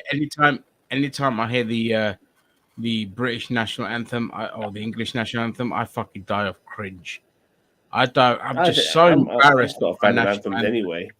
What's that? I'm not a fan of anthems anyway. It's funny because when I went to America in 2008 to watch WrestleMania, they did play the anthem, and I didn't stand up for that. I was too busy reading my fucking WrestleMania magazine and shit like that. But that was in 2008. If I went now, obviously with the whole Colin Kaepernick thing, if they played the fucking anthem now, even though I'm not American, would people lose their fucking shit with me not standing up now? I don't want to get too political, but I was just thinking about that. Goddamn terrorist, you better stand up for that anthem. Yeah, it is. It's very dull. Yeah, very it is. boring, very elitist. I hate it. I know this is gonna sound stupid, but the UK anthem, is it "God Save the Queen"? Yeah. Now it's called God Save the King. Now, yeah. Yeah, it's God Save the King. The only anthem that it's God Save changes. the King. It's the English and the British anthem. So because the Scottish have their own anthem when they are just Scotland and not being part of the United Kingdom. So they have the Flower of Scotland, which is the Scottish anthem. But when Scotland's obviously merged with the UK and Britain in the Olympics and stuff like that, then it's the same anthem as the English. Can we talk about how inbred? What's that? Charles, can we talk about how inbred Charles is? Can we? Yeah. Go ahead. All right. There's this study. The average person, I think, is like 0.002%, and that's like a normal like fudge zone where people might be, your second cousin, third, way back in the day, got it on, right? Charles is like a 28. No, of course it is. Because the royal family, they were all look. For some fucking reason, the whole of Europe had Germans as their fucking royal families. Even in Greece, we had fucking Germans at one point. So what the fuck is all this shit? And that's why they're all inbred. Like Prince Philip, I think him and Lizzie were like fucking cousins, like second or third cousins. Yeah, and all that. It's to do with the fact that because like their circle of elites is a lot smaller. Chunky little. Yeah. Sorry, Zan, sorry, I had to cut you off here. I agree 100%. The American national anthem should be Hulk Hogan's entrance music. Yeah, I'm actually more inclined with America Fuck Yeah from Team America or America Fuck Yeah. So, I mean, America Fuck Yeah. No, but like I said, the elite circle is a lot smaller, so they inbreed. There's more likely to inbreed. The elitist circle is smaller than what it is to me, just like a regular Joe, like all of us five.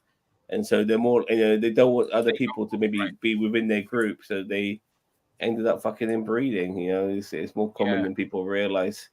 And always, always cracked me up because they were like, "Oh, Prince Philip was Greek." I was like, "No, he wasn't fucking Greek. He was a Greek. He was born in Greece. He might have a Greek nationality, but his heritage is Danish and German."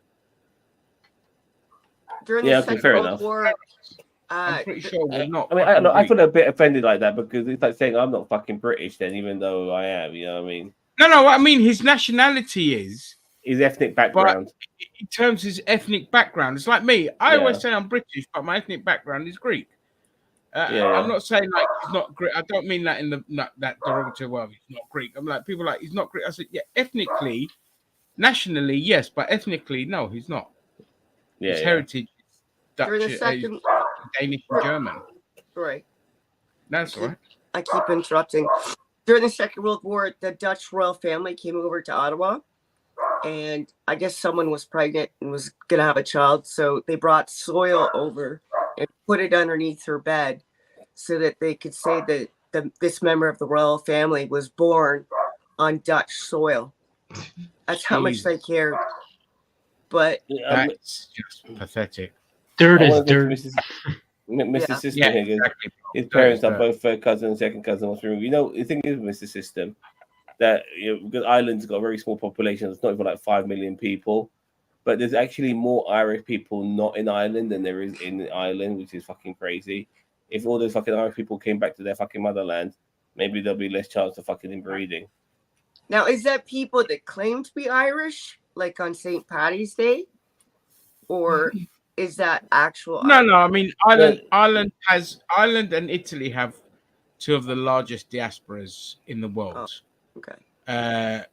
Although Good Italy has a high opportunities. population, 20 million Italians are in Argentina alone. Like, it's crazy the diaspora they have, but that's because they fled. So a lot of the Irish obviously left when England declared war on Ireland with the famine. You know, that was manufactured, by the way, Yeah, by the both of them. British to kind Both of of them. crush the Irish uprisings. And so a lot of them fled. Obviously, they came over to America and all of that. So Yeah, America's there was two potato famines, right? I think there was actually two potato famines that were manufactured.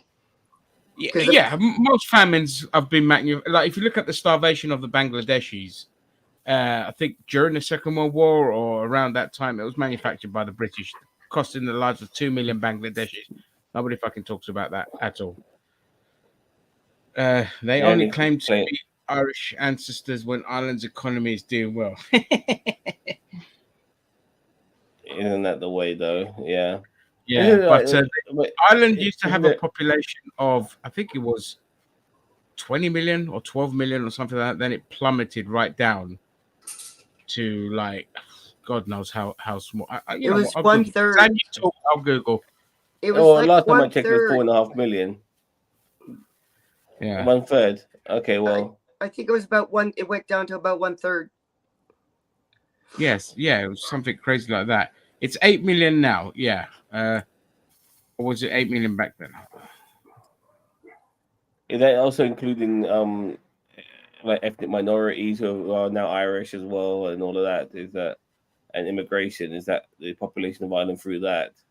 So I'm talking about the plummet during the potato famines. I don't know about the population of Ireland is approximately 7 million, with 1.9 million in Northern Ireland and 5.1 in the Republic. That's not what I wanted.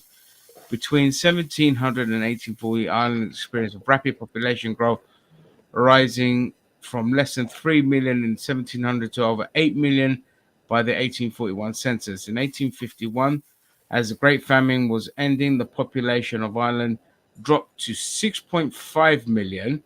Fuck me.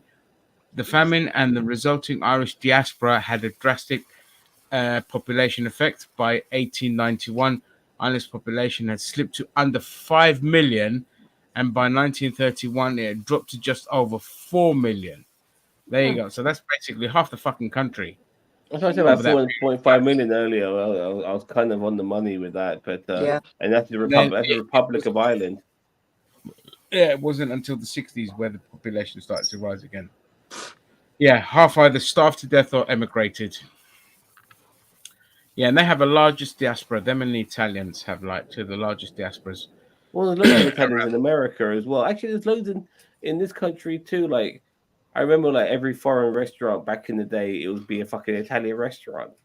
You know, yeah, so fun fact. So where I live in Enfield, a vast chunk of the Italians that lived in this area were either or children of prisoners of war that were captured and imprisoned in my area.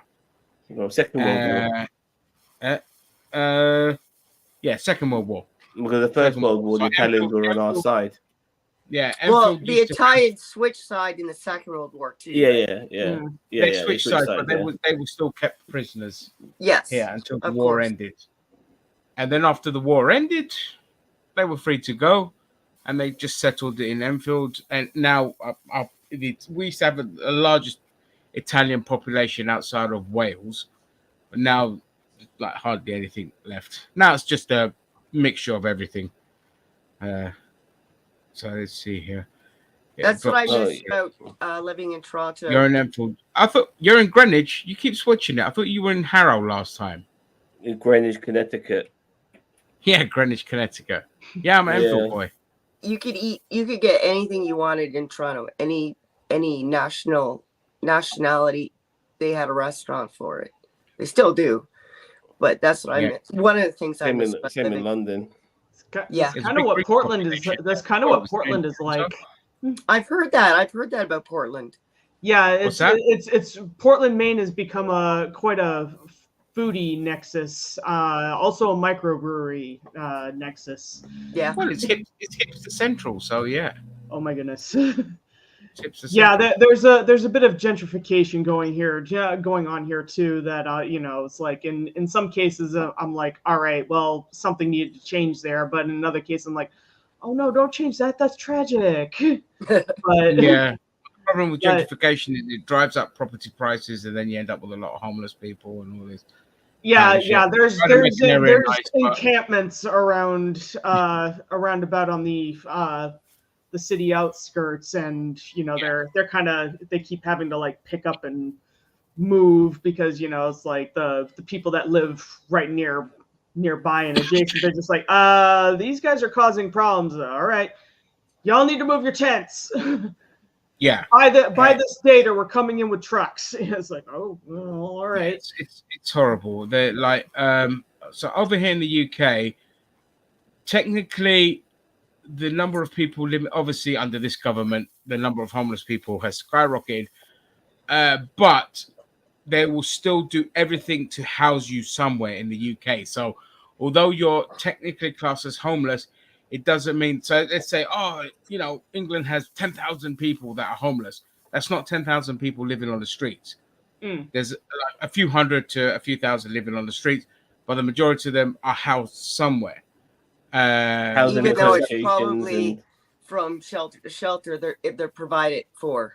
Either shelter or they're in a hotel or some kind of temporary accommodation and all this. I've had kind these of people stuff. in my cab. I've had a couple of agencies that deal with people who are homeless or looking We to know find it. a home. One of them is called St. Mungo's, and Oh yeah, yeah. taking these people, to their homes and stuff like that. It scares the fuck out of me that one day I might be in a situation where I could be like a paycheck or two or a catastrophe or two from ending up being in that situation myself. I've been doing my job now because you have equity. You know what I mean? You have equity. No, in it. I do, but with everything being so expensive in this day and age, things can just change on a dime, and like I've been doing my job now for 10 years. I really can't see myself or imagine myself doing anything else anymore. I don't know what if I wasn't cabbing now. I don't know what else I could theoretically do. I'm not capable of doing anything else. So this is the situation I put myself in. Though, mate. But even if Yeah. you can't say the word, if you lose that, have to start again at my age, with my physical I limitations. don't know. That's I scary. don't know. That's Yeah, listen, I don't I'll know. tell you what. So when I left my job in 2016, but when I worked at the day center with adults with autism, blah blah blah. When I left that job, I had everything mapped out what I was going to do. I was going to go work in the film industry. I was just going to be a runner. I was going to take my dad's van at the night times and do running for people and all this kind of stuff, and then work my way up and all this because I had scripts written and all that ready. So, find the way in basically and all this kind of shit. Then my legs went. I don't know what happened, nerves in my feet, blah, blah, blah. Anyway, as disabled, it took me 2016 to 2017 is a write-off because I was physically unable to do anything. So from 2018 so it took 4.5 years to get a job because they won't fucking hire disabled people. And I ended up where I'm working at now, and the first 6 or 7 months were horrible because it was a lot of pressure, and I only get given 2 days, and there's a lot of shit to do. But the fear of having to deal with our system here, just I had to keep going. Obviously, that had a toll on my mental health. But I thought, you know what? I'm not going to let it fester. I'm just going to tell them at work. So I told them at work, and they've managed to work things out, and they understood, okay, fuck me, we've piled this guy on, because I give him a list. It was an A4 sheet of paper, and I said, these are my tasks for one day, and it's 20 to 30 different things. It's not the same thing. And so they realized, okay, we can't do that. So things have since improved. But for me, if I lose this job, I'm scared, because who the fuck's going to hire a disabled person in this country? There's so much discrimination, especially the system, the way that the benefit system is here. And I'm not one to kind of rely on like social safety nets. I've always worked my whole life, but when I couldn't work, the system just said, "Yeah, go fuck yourself." They said, you're not ill enough. I know exactly what you mean, because I get an allowance basically because obviously I can't work all the time, but I want to work. It wouldn't even be part-time. It would be, maybe 4 to 6 days a month. But when you go to apply for a job, they won't hire you for that. They're like, no. And you got to tell them that you're disabled and they're not supposed to discriminate, but you can't prove it. You can't. Exactly, because they're not going to turn around and say to you, yeah, we're not hiring you because you're disabled. They just be like, sorry, you were unsuccessful with your application this time. And I know that I interview well. I know that I have a really good previous work experience. So it's like, it's gotta be the disability. It's gotta be. It's definitely the disability. Like, I have more qualifications than I ever need. Like, the literally just screaming out my ears. I have a background in design. I have a background in video editing. I have a background in, video production. I have a background in working with people with special needs. I am first aid and epilepsy trained. I could cook. I could do building work. Like, I'm literally like a jack of all trades. But I was very limited in what I could apply for. And so I could only apply for secretarial admin jobs and office-based jobs. But unfortunately, there is a bit of discrimination. And not just you're disabled, but if you're a middle-aged man going to be admin, you're not getting that fucking job. Even where I work now, all the admin jobs are going to young women. And I made a point about that to say, listen, some people who are men and my age applying for these jobs could be because they have physical impairment. So you should take that into consideration as well. That I said, that's why, some men would apply for these kind of jobs because that's all they could do.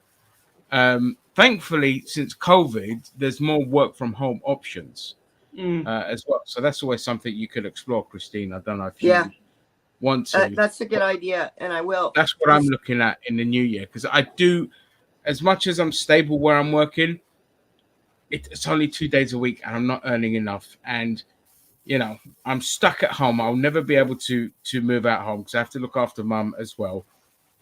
Or currently she looks after me because of my fucking legs.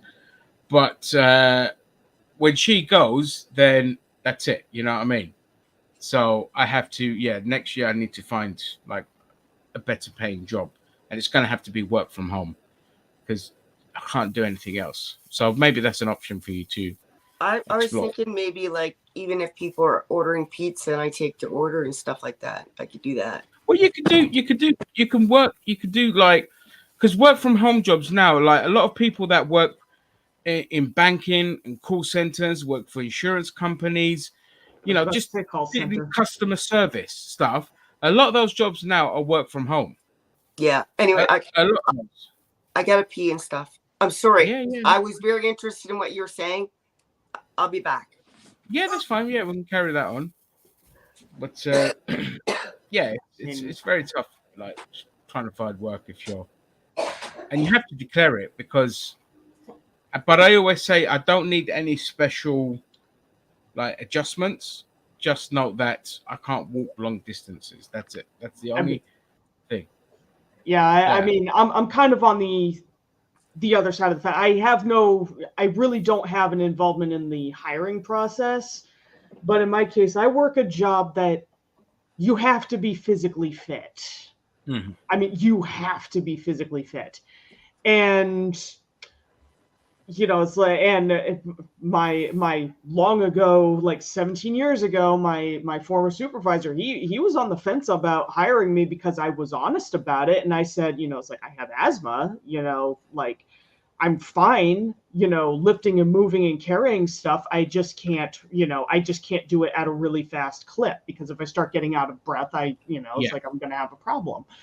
And he's like, well, you're moving heavy stuff and we don't want you to run anyway. And, but he was still hemming and hawing over it because this is also a job that traditionally basically only men applied for. And here I am. I'm like, in my hotel's history, I'm the first woman that they hired for actual hotel setup.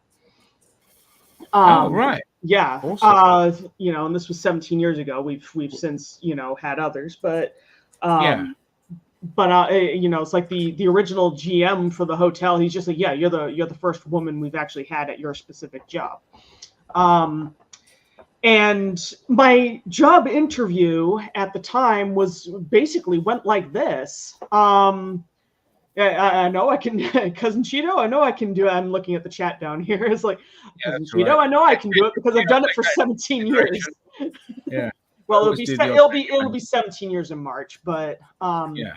But no, what ended up happening was, my job interview went like this. It was just like, because Jason was there at the same time because we had the same address. They interviewed us simultaneously, and the job went like this. He spoke to Jason for the most part, but every time he got to a point that he thought would be a problem for me, he'd glance at me. So it was like, this is a job that's going to work long hours. Glance at me. You're going to be moving a lot of equipment. Glance at me. There's going to be a lot of, it's going to be very physically strenuous. Glance at me. With a lot of very heavy lifting. Glance at me. And very heavy pushing and moving. Glance at me. And here I am. I'm sitting there. I'm smiling. I'm just like, you didn't read my job application, did you? and he's like, well, yeah, your last job was cashier. I'm just like, you need to keep reading. And before that, obviously they had Marine Corps, and before that they had lobster boat sternman, which so I was the one moving the traps and stripping the bait out and putting it in and the traps are only 25 pounds, but you're doing that on a rolling deck. I mean, and it's hours on end, and you're doing it with 400 traps on one day, and then the next day the other 400 traps. Because if you're a lobsterman that has full capacity with your traps, you have 800 traps. So Jesus Christ. Yeah, they just saw you as a woman. They thought, no, this dainty little queen can't lug stuff around, and it's really fucking stupid that they do that. So I basically just sat there, after he kept reading, he's like, okay, you might have a point. I'm just like, I finally just made a deal with him. I'm like, tell you what, hire me for 2 weeks. That is within your 3-month limit where you can no longer where it's like I will leave before unemployment insurance kicks in, before I am worthy of any benefits at this job. Give me 2 weeks, and if you feel like I can't cut it, I will leave. No muss, no fuss. I'll put it in writing. I'll put it in writing if you want me to. And they hired me. It's just like, Oh my God, she's because before they hired Jason and I, they were going to a temp agency and they were hiring like 4 people at once. Then Jason left like 6 months later, and they still didn't need to hire anybody else. I was doing the work of 3 people. Oh, well, there you go. So yeah, there you go. That's So that's I just fucking awesome. So that show regarding but Sam, go on. Rippy saying, sorry, go on, Vic. but in saying all of that, we've had people that applied that we have turned down, and it was because it's just like, this is a 400-pound man who is getting winded walking from one end of the ballroom to the other. We cannot hire this person. This is a very slightly built man or woman that barely looks like they can lift an iPad, and basically demonstrated as such. Like one day on work, it's like, their arms are sore from lifting a 10-pound chair. One! We have to do 600 today. Like, so yeah, we end up having to say, it's just like, yeah, sorry, we it's like, well, yeah, we hired someone else for the position. So yes, it's like in my case, we actually have to differentiate. It's just like, do you think this person's physically capable of doing this job? No, I do not. Sorry, 1 second. So going on to what you're doing, Riz, Rick B has also said, if you are good at DIY and building work and your legs get better, I always need jobs done in my various properties. I've read that already, Zan. You're so slow to the pace. I'm sorry. And apparently it's Rick Perman's birthday as well. Happy birthday. But for me, like, the idea of doing physical work ever again, it just, I can't even fathom it personally. Mate, I used to love it. I'll tell you about it in a minute. But like, it's just that as I'm getting older now, like, I'm gonna be 50 in a few years. I freely admit my job's starting to hurt me at this point, so I do have to consider changing my career. If I could probably do the same job, but I'd probably have to switch to a smaller venue, because right now I'm working at the largest venue north of Boston. What do you do? No. I set functions for a hotel. What's that mean? I don't understand. I set. Okay, so if you have a dinner in a ballroom at a hotel, functions, yes. Oh, okay. Yeah. Sorry. If there's a convention that happens at my hotel, I'm the one that's throwing the one that's setting up the chairs, the tables. I'm organizing everything. I have to set the stage. I have to set the dance floor if they have it. Yeah. And it's a lot of moving. Yeah. But just the point is, like, doing like physical work for a means of employment.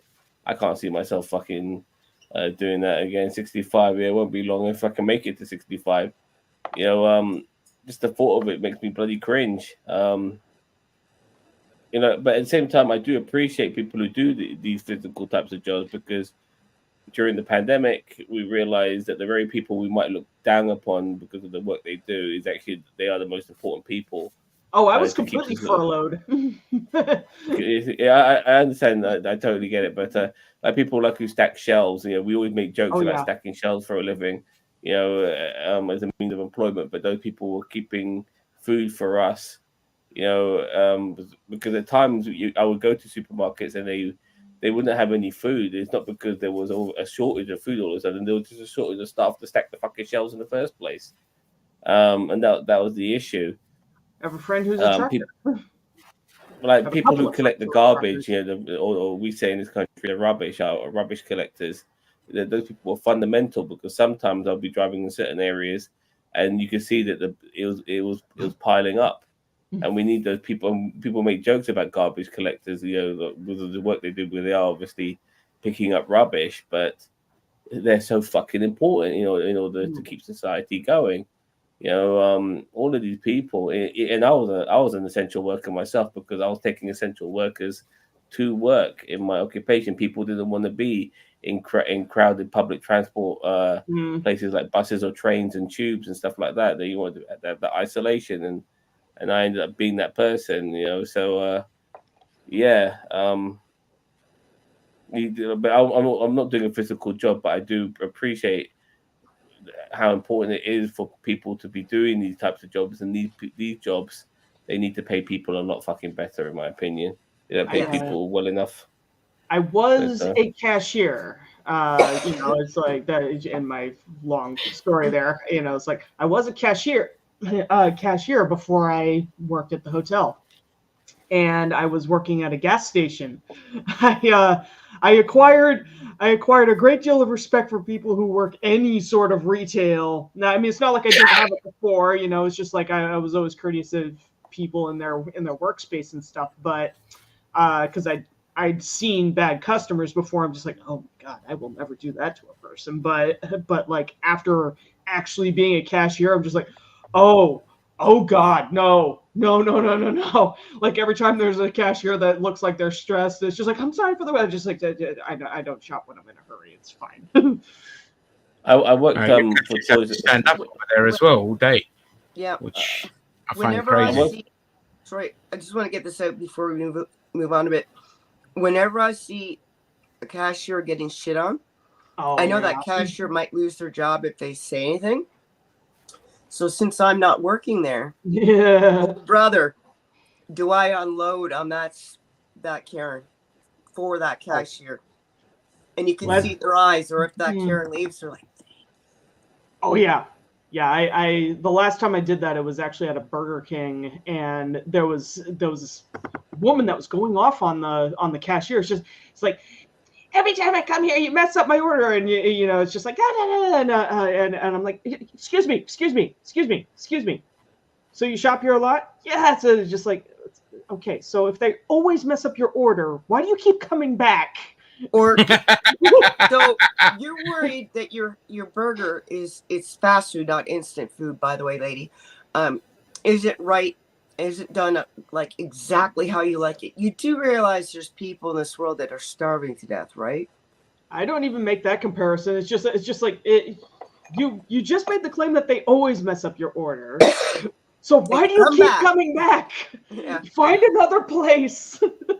Because they don't Actually- always screw up her order. She's just Me too, Rick. Yeah. Can't help it. Actually, I got a bit pissed off the other day with my sushi place because they had a guy behind. I did some work on Christmas Eve, and I did that. Told you about the job I did to Kent, and I wanted to eat some sushi, and I told the guy what I wanted. I told him free. I told him three fucking times. I told the new guy I want 2 avocado tamakis and I want 1 spicy tuna tamaki. I go to the shop next door to buy a couple of soft drinks, and I come back, and he's wrapped everything up, given to me in the box. I've taken it out. I eat my tamakis before I start my job, and I've only got 2 fucking tamakis, not 3, even though I offer fucking free. And one of them has got salmon in it, not tuna. I was like, what the fuck? How can you? I couldn't believe it. Like, but he was a new guy. He was a new guy, but I did tell him 3 fucking times because I didn't want, because I customized my order a little bit here and there. Like the avocado has mayo in it, but I don't want mayo. I want spicy mayo. So I made sure I told him 3 fucking times to make sure he got it right. I didn't want him to fuck it up. And I told him I wanted 3, and he gave me 2, and he gave me one of them with salmon, not fucking tuna. Like, what the fuck? I mean, like, the incompetence. I was like, what the? Yeah, but you realize the difference between that's not the end of the world. It's an inconvenience. It sucks. No, but I think to myself, how can I've had like for instance, I one of my curries I got wrong the other day, and I told you about that. Yeah, I remember that. Yeah, and fine, it happens. But I thought to myself, there's so much mistake here. Like, I wanted 3, you gave me 2. I didn't want tuna, you gave me. I wanted tuna, you gave me fucking salmon. Like, this is like I was gobsmacked by the levels of like fuck up this order was. Anytime somebody fucks up my order, I love it, and I tell you why. Either way, I'm still going to eat whatever the fuck they give me. But like I told you earlier, if I've ordered from Just Eat, I just go to Just Eat and I say this item was missing or it was the wrong item, and so they'll just give me credit on the Just Eat account so I can use next time. And I do it every time, not to the small companies, because the small guys that I use, they never fuck up my order. But if I get something from like McDonald's are running some kind of special offers, or Burger King or one of those, every time I'll just claim something anyway and all that. But if they fuck up my order, I'm not too fast. I'll be like, okay, well, I get credit for next time. So I need silver to lining. I'm very sorry. I need to respond.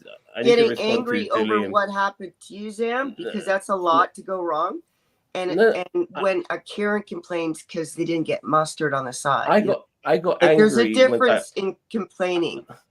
I got angry once I opened up my package and I realized, what the fuck is this? And also, Liam, I didn't give that guy any shit whatsoever when I was there. I just wanted to make sure that he got my order right. I never gave him any. I never give people shit when I'm there. I'm not that sort of person. You know what I mean? When he'd go about the fucking special mayo, fucking hell. I'm glad Newcastle are doing shit. But regardless, I just my anger only happened when I opened up my box. I realized this guy supremely fucked up my fucking order. And then later on, I went back to that sushi place. I said, "Look, you guys fucked up my order," and the guy took a few quid off because he knows I'm a regular customer and stuff like that. So when I saw my main guy, he that's sorted me the out. right response to say, look, this isn't what I ordered, and if they reply with a monetary refund, then that's 5 stars for me, because that's the right response. Rather than them get arsey that something got fucked up, especially if you're a regular and they know you. I'm a regular, yeah. I go to that guy all the time. Yeah. It's rare. I've had the experience of having my order anywhere that I've gone get messed up. Very, very, very rarely. Part of that is because I rarely ever eat out, but the other thing is I don't know. I think I'm just at least in part lucky. But generally when it's happened, it's been, it's like I'll let them know. It's just like this isn't quite what I've ordered, but it's like I have one weird allergy. And I'm like, okay, so what does this look like it is on the menu? And then, it's like I'll look and see if it involves the thing that I'm allergic to. It's pineapple, by the way. And it's like if there's pineapple in there, especially when it comes to like Asian stuff, it's like sometimes pineapple gets slipped in there, so I have to be kind of careful. It's like, okay, does this involve any pineapple? No, it does not. It's like, okay, fine. It's like, it actually looks tasty. If there's no price change to alter, then, it's just like, I'll just roll with this. But because it's kind of rare that I come across something where it's just like, oh God, no. I'm sorry. I got to switch this out. I hate this. But I think that's only ever happened once. Yeah. What about, so if you're at a restaurant and your foods that you're eating is crap, do you let them know, or do you just keep eating it? I'll let them know. It's just like, oh, this was undercooked. It's like, look, this was way undercooked. I'm kind of, it's like, I don't know if you can like nuke this in the microwave real quick and like do it a little more or whatever. But if it's something that I ordered as an exploratory measure where it's like, oh, I've never had this and I decide to get it. It's like, in that case, it's probably not crap. It's like, oh. I kind of rue this. I rue this decision. I got the wrong thing, but that's on me. Yeah. I don't send anything back. I don't want a redo. I'll just say I don't like it. Before after one bite, I just return it. Say this is, like you said, if it's exploratory and not to my taste, that's on me. You're right. Yeah. But if it's something that should be done a certain way that I get all the time and it's not done correctly, I just said, I don't want this. I'm not paying for it. I don't have them redo it because I have this fear that they're going to screw with my food. Like total fear. It's kind of rare because, it's like, if I order like, steak or whatever, it's like, I like it mid-rare. And it's like, I don't necessarily care if it's cooked too much, but if it's cooked a bit too little, I'm just like, can you heat this up just a, it's like, can you cook this just a little bit more? I think steak's the only thing that I'll do because I think most cooks are understanding that steaks are very like the bloody thing Oh, yeah. matters to people. So It's Yeah. more Sam? of that. Yeah. It's more of a taste thing for me. But yeah. First of all, I want to say how sorry I am for you, Riz, that you are allergic to pineapple, because one of the most I know. delicious things I've ever eaten in my life was a pineapple souffle. I still remember it from this day, how fucking delicious it was. And it just reminds me of like my cousin has one of my cousins, his wife, she's allergic to mangoes. I feel so fucking sorry for her. I actually do mangoes- not like the flavor of mango. So Oh, mangoes are awesome. So- Mangoes are me fucking. too. This I drink, don't like the flavor this of drink. mangoes, but yeah. Orange and mango. I fucking Oh, love I mangoes. But as to pineapple, I love pineapple very much. It just doesn't love me. I don't break out into hives or anything like that. I can touch it with my hands and everything, but once it's in my mouth, it gives me blisters. Oh, like- right. Oh, that's It quite common with a lot burns of me. people. It yeah. will And burn me. I will have some very Anyway, uncomfortable Sam, days after sorry, that. sorry, guys. I've got back to Sam. What I'm sorry. about you if you get an order that shit? Like, the What? food's not good. Do you take it, give it back? Well, like yeah, I do, because like funny enough, one time I ordered like a double cheeseburger from Burger King, and I couldn't believe I actually returned it back. Come to think of it, but it was absolutely atrocious looking. Like it looked like something from John Carpenter's The Sing, you know. And I told them, I look, love mate, that this you can't be serving me this. This is not very good. And I returned it back, and they made me a fresh one, and yeah, and that was it. But usually, I kind of know, I'm a seasoned veteran eater. I kind of know what I'm going to like. Yeah. When I order my shit, I know what works for me. Even if it's something I'm trying for the first time, I think to myself, yeah, I'm going to like this. Yeah. I work on the rule that if I can cook it and they bring it to me and it's shit, I'll tell them take it away and give me a refund. Nicely, I'm not going to say this. Say, look, it's just not satisfied with this. I don't want to exchange for anything else. I'm with you, Chris. I don't want to exchange for anything else.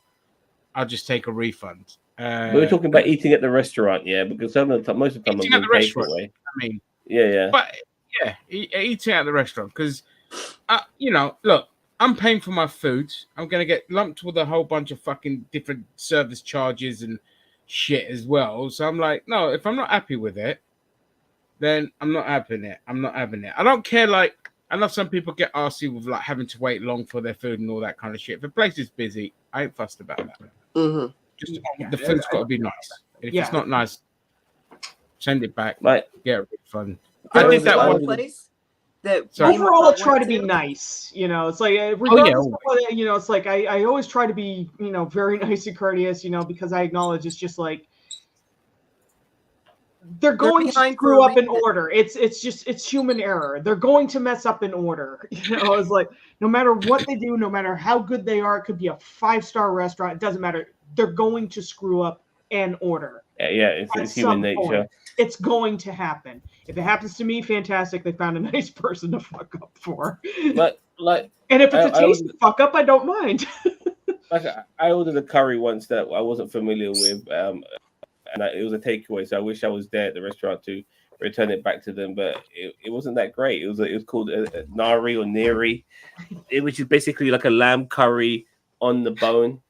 It's like a lamb curry actually on the bone, and when I got it, I couldn't believe how much bone there was and how little lamb there was, because it like pretty much just shrunk off the fucking bone. And I'm like, what the fuck is this? It's just lots of lamb sauce, but there's no fucking meat, and a huge fucking bone that only a fucking dog would like.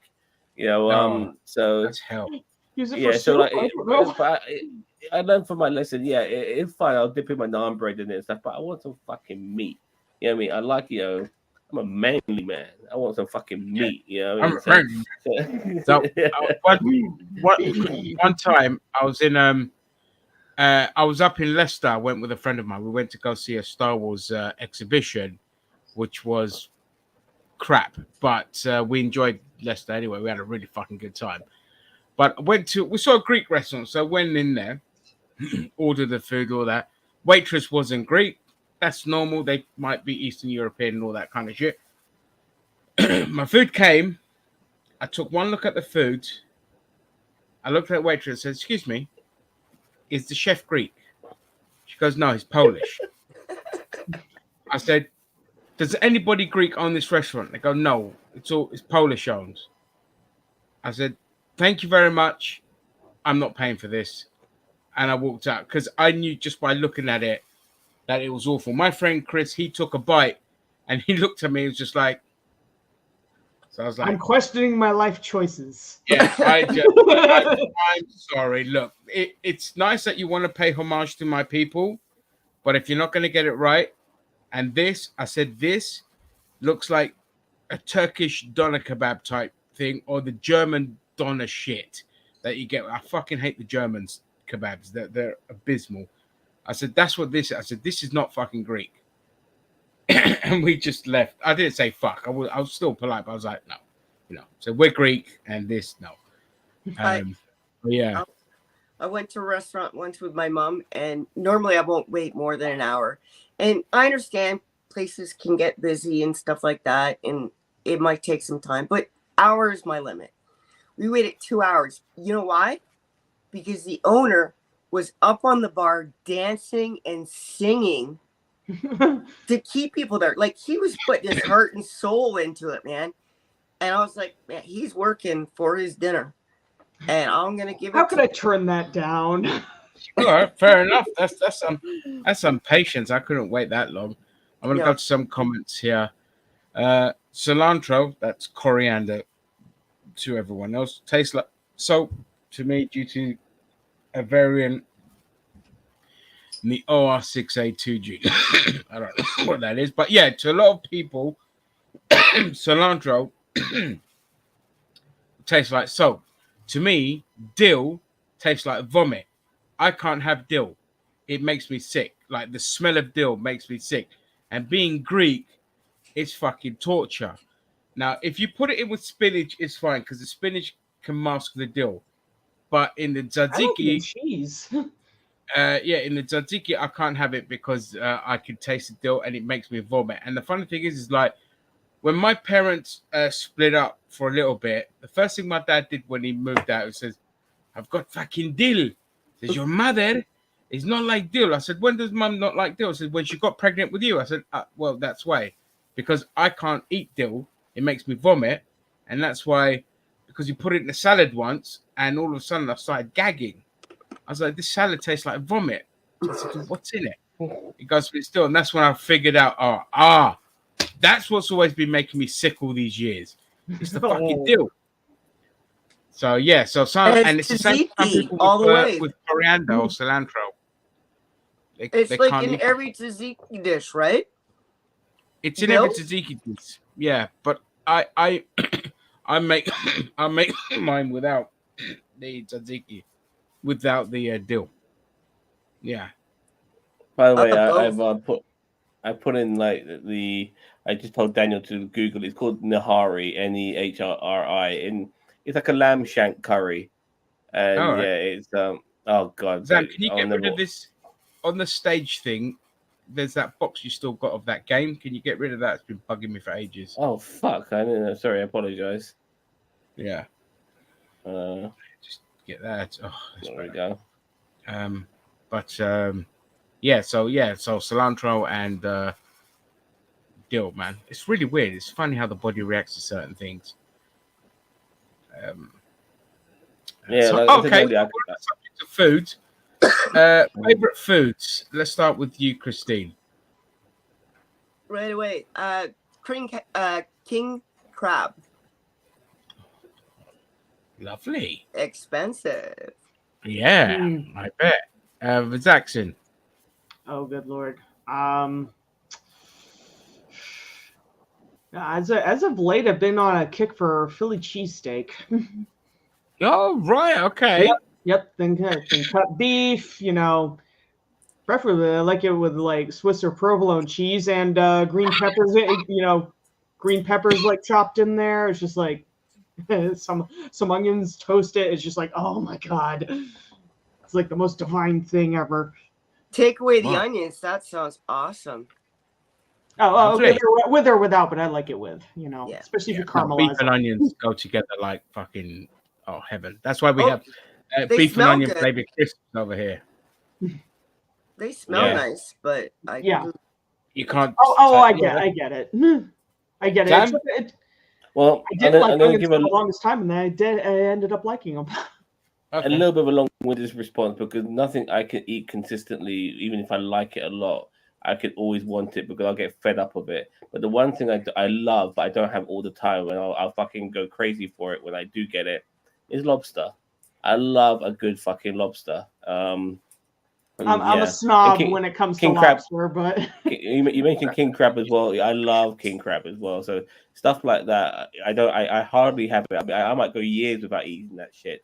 But I know once I do have it, I'm gonna fucking love it. With everything else I can get, it's not a problem.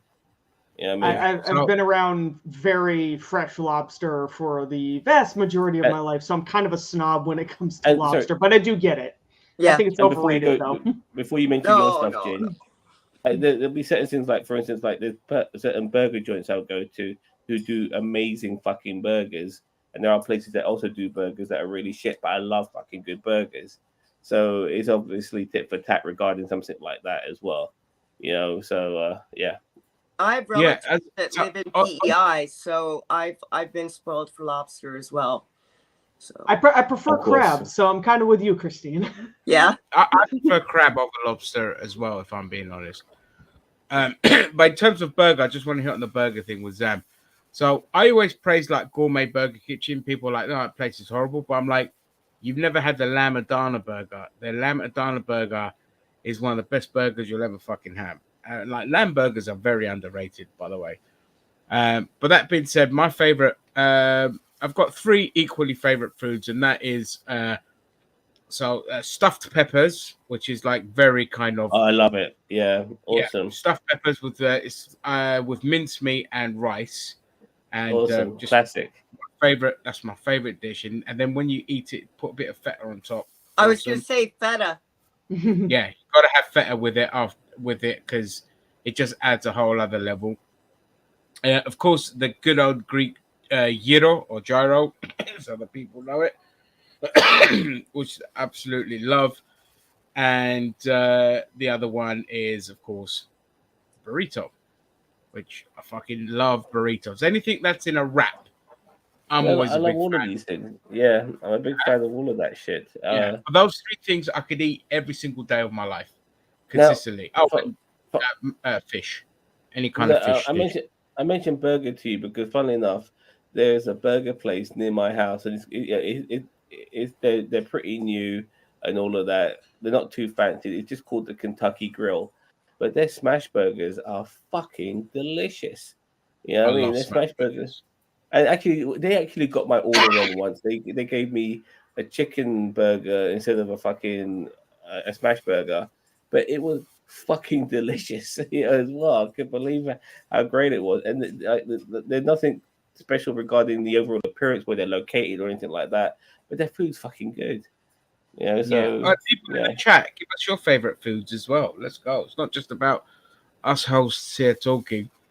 God damn this coffee. But even today, when you eat seafood, you do get spoiled. You have to be on a coast somewhere, and once you've eaten seafood, living on the coast or visiting a coast, other seafood's still great. Trust me, but there's such a big difference. Yeah, in my case, it tended to be like I knew the person who went out and got it personally. So yeah, family members. Yeah, so you get it. We're lobster fishermen. Yeah, and yeah. So in Greece, what we will do is oh, my camera's gone blurry. 1 second. So in Greece, what we will do is, again, because we're coastal people, we'll take the net 4 or 5 o'clock in the morning, middle of the ocean, plump the net. Then late mid-afternoon, about 5, 6 o'clock in the afternoon, go out, retrieve the net, fuck ton of fresh fish, anything you can imagine, and cook it, clean it and cook it there, fresh as anything on the day. Which you can't beat. Basically, when you do it yourself, it's awesome. So yeah, I'm with you guys. Like I think if you're coastal and you're used to either catching it yourself or you know the people and that, your snobbery card is definitely allowed. It's justified. I was scuba diving. Yet another example of how sick I get. As soon as we got to where we were scuba diving, I jumped off the boat without anything on yet. I was like, just pass my tanks down. Yeah, I'll put them on in the water. It's all good. But as we were like rowed out to the bigger boat, we passed a boat coming in that had been out fishing, and they just had this huge pyramid of red snapper. And the guy bought a bunch, and then about noon, they just barbecued it. I don't even think they put anything on the fish. They just barbecued it, and we ate it for lunch that day. Great on its own. Yeah, barbecued red snapper. So popular in Indian curries, by the way, when it comes to that particular fish, red snapper. And one of my favorite curries is the karai gosh, and it has to be done a particular way because so many people do it in a way that I think this is not karai gosh. This feels like canned dog food. But when it's done the right fucking way, fair enough. Yeah, when it's done the right fucking way, it is absolutely fucking amazing. And one of my restaurants that often does it the right way. And every time I want to introduce people to what curry should be like, I introduce them to that curry when it comes to a lamb curry, because even I like the classic British favorites. Like I love a good chicken tikka masala, but the restaurant I go to does chicken tikka masala the way it's supposed to be. Is that Indian owned or Bangladeshi owned? Is it? It's Bangladeshi, maybe Pakistani owned. But like for instance, like they actually have chicken tikka kebabs, and they'll grill them first, and then they'll add that to the sauce afterwards. So it's really done really well. That's even like the other curries are good. Like my dad's a big because my dad got chewing problems. Like he likes his mincemeat curries. Oh, okay. And then mincemeat curry is fucking delicious. It's really good, and they got good naan as well. So if you've got a good Indian restaurant, you never want to go anywhere else. Same with the Chinese. Where I live, Chinese is garbage here. Where you live, you've got some of the best Chinese restaurants where you live. But in Indian restaurants too. But this place I go to, even though they're really good and I like their food, they get too familiar. And I want somebody to be also just as good as these guys, but not as familiar. But they got a familiar taste and stuff like that, and then you stop appreciating them because their food is just so fucking familiar. If you want to try something different every time you go out and go eat dim sum, but eat it at a real Chinese dim sum. We would travel out of our way. Like in Toronto, you can travel 45 minutes and still be in Toronto. We would travel about an hour from where I was living, me and my boyfriend at the time, to go to this one dim sum restaurant. We'd be the only Quilos in the restaurant. Like we'd walk in and head. So that's where you know it's a good one. Oh yeah. Same with my Indian restaurant. When I go abroad, I insist on eating at the restaurants where the locals are eating, not where the tourists are eating. Because where the tourists are eating, it's going to be absolute. Well, if you ever go to like a third world country, then you want to be hitting the street food straight off the bat. You know what I mean? Yeah, it's all about the street food. Awesome. Yeah, Cheetah, what's your favorite food? Taco Bell. I don't know. Mac and cheese. Paprikash. What? Paprikash.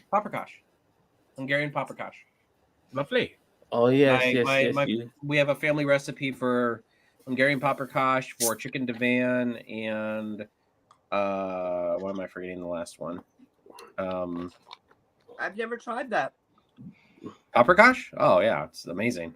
We do more of a soup though. It's a lot. Some people do it more as like a noodle and topping. We do it more a soup with like the potatoes and the chicken and all those. That's the better paprikash, the one with the potatoes. Yes, it is. And they'll be like, "Oh, that's not the real paprikash." I say, "No, that is the real paprikash. That is the fucking real paprikash." Yeah, it's Hungarian cuisine is very underrated because it's not essentially European. It kind of has like a bit of a steppes vibe region to it, and that mixed in with a bit of European, Eastern European stuff as well. Pepper cash.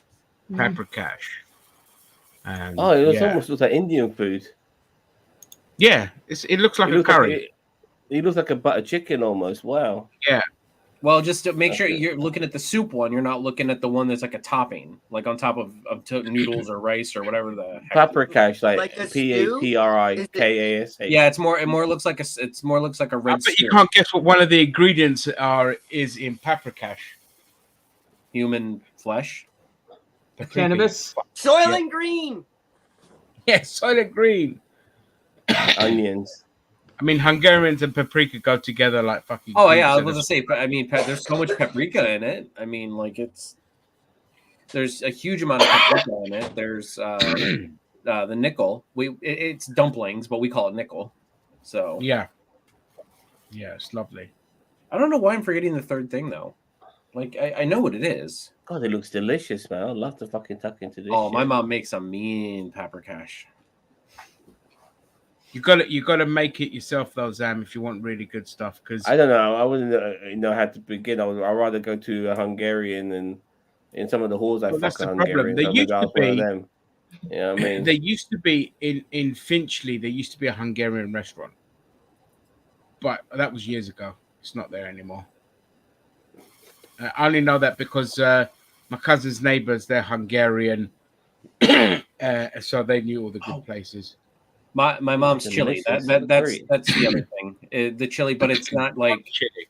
Yeah, but it's more of a meaty chili. It's not like a soup chili. In it. Yeah.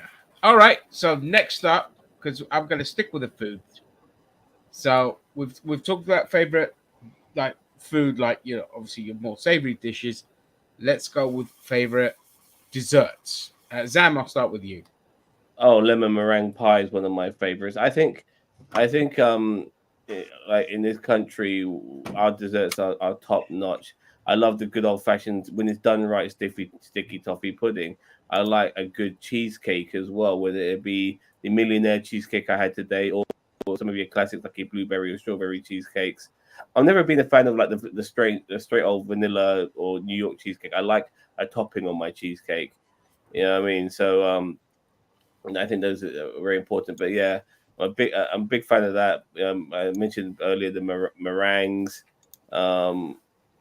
Yeah, even classic spotted dick, sticky toffee pudding. Oh, you know what I mean? Absolutely amazing. Like we here in this country, we get shitted on a lot about how bad our food is, but I really think that's just a negative stereotype. Our desserts in this country are to fucking die for. We do really good desserts in the UK. I'm going to come back to, so after we finish the round of desserts, I'm going to come back to Sam's point about British cuisine. But before I do that, Cheeto. Banana pudding. I don't know why. I just love banana pudding. Like good banana pudding. Good stuff, yeah. But cheesecake, I mean, I agree with Zam on the cheesecake. Cheesecake with a good like cherry or strawberry topping. Like it just, I mean, you can do this stuff from the store in the can, but like you get some really good like cherry or actual strawberry topping. Like baby caramel. Zaxxon. Yeah. Oh God. The list would be as long as my arm because I have a very big sweet tooth. I like all of the things. I should be the size of a blimp, and I am not, but because I love a lot of desserty stuff. Oh, good Lord. If I had to pick. I mean, you don't have to pick one. I mean, I know it's like I'm trying to pick like the top ones on the list. Good Lord. Oh, good Lord. Christine, what are your favorite 3 toppings? Well, I like anything with maple pancakes, but there you go. So what you talking about, eh? Maple pancakes, eh? Yeah, some milk antlers, eh? You got to eat it with the maple syrup is awesome. Maple. When I was in Canada, I discovered that shit, and I fucking loved it. Like proper maple syrup, yeah. Yeah, proper maple syrup and pancakes. When he went to Canada for a job, and I fell in love with it then. That was fucking hell. That was 20 years ago. So anyway, back to you, Leah, on your. Oh, good lord. favorite. I'm definitely in agreement on the cheesecake. You know, I like the strawberry or like the cherry topping, you know, the legit stuff. But I also like it with caramel. Goodness. You're American. You say caramel like everybody else. Caramel. I'm from Maine. We're weird. Caramel. No, I know that is the proper way to say it. I find it funny. I'm from Maine. We're weird. Well, you're close enough to Canada, so you know, yeah. So I can blame Canada. Yes. Circling back to that now. Banana bread is probably one of my favorite other ones. Frankly, just coffee and vanilla ice cream with some chocolate syrup on top. I mean, that just hits the spot. Yeah. You know, maybe not like a full-blown sundae, but yeah, just yeah, ice cream. I like a lot of different ice cream, but you know, it's like my biggest fallback is, you know, chocolate, vanilla, and coffee.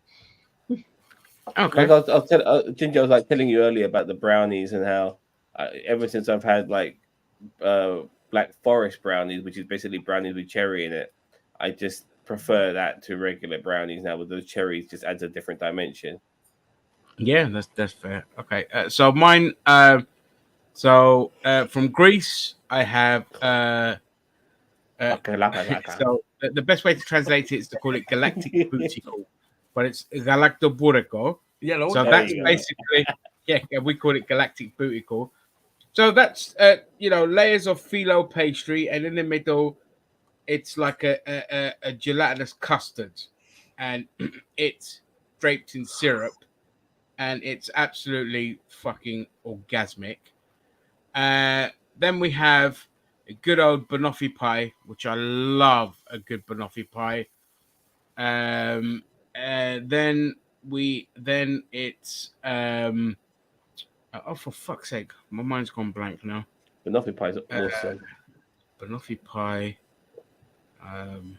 Jesus fucking Christ! I had the all four. How about that chocolate volcano with the chocolate melts in? Like, I know what you mean. Yeah, no, I'm not a big fan of that. I do like a good sticky toffee pudding, but it's not my favorite. Oh, God damn it! Oh, Italian cannolis, which again, if they're done right, they've got to be done right. I was gonna say fresh and right. If they're done right. I've had some very gross cannoli, and it almost they have to be done right. It put me off them for a while. Well, yeah, and then there's this. There's this separate dessert. I keep forgetting what it's called, but basically, it's with cheese, but it's a type of it's a cheese that you use in desserts and all of that, and you stuff it in like what it looks like a ravioli, cream and cheese. Then you deep fry it, and then you sprinkle sugar on it, and that shit is Moorish as fuck. It is awesome. So, but I forget what it's called. I'll Google it. But those are my four favorites. Yeah, I do like that. It's lava cake I was talking about. I love that shit where you break the cake open and it's got all the gooey chocolate sauce inside it. Oh, I love that shit. I love like some of the classics, like an apple or an apricot crumble. Oh man, fucking amazing with custard on top. You guys call it cobblers, but it's a bit different still. If we actually have a crumble, it's the fucking dog's bollocks. Not the bollocks, Cheeto. The dog's bollocks. Oh, you know what I mean? it's purecchia. That's it, purecchia.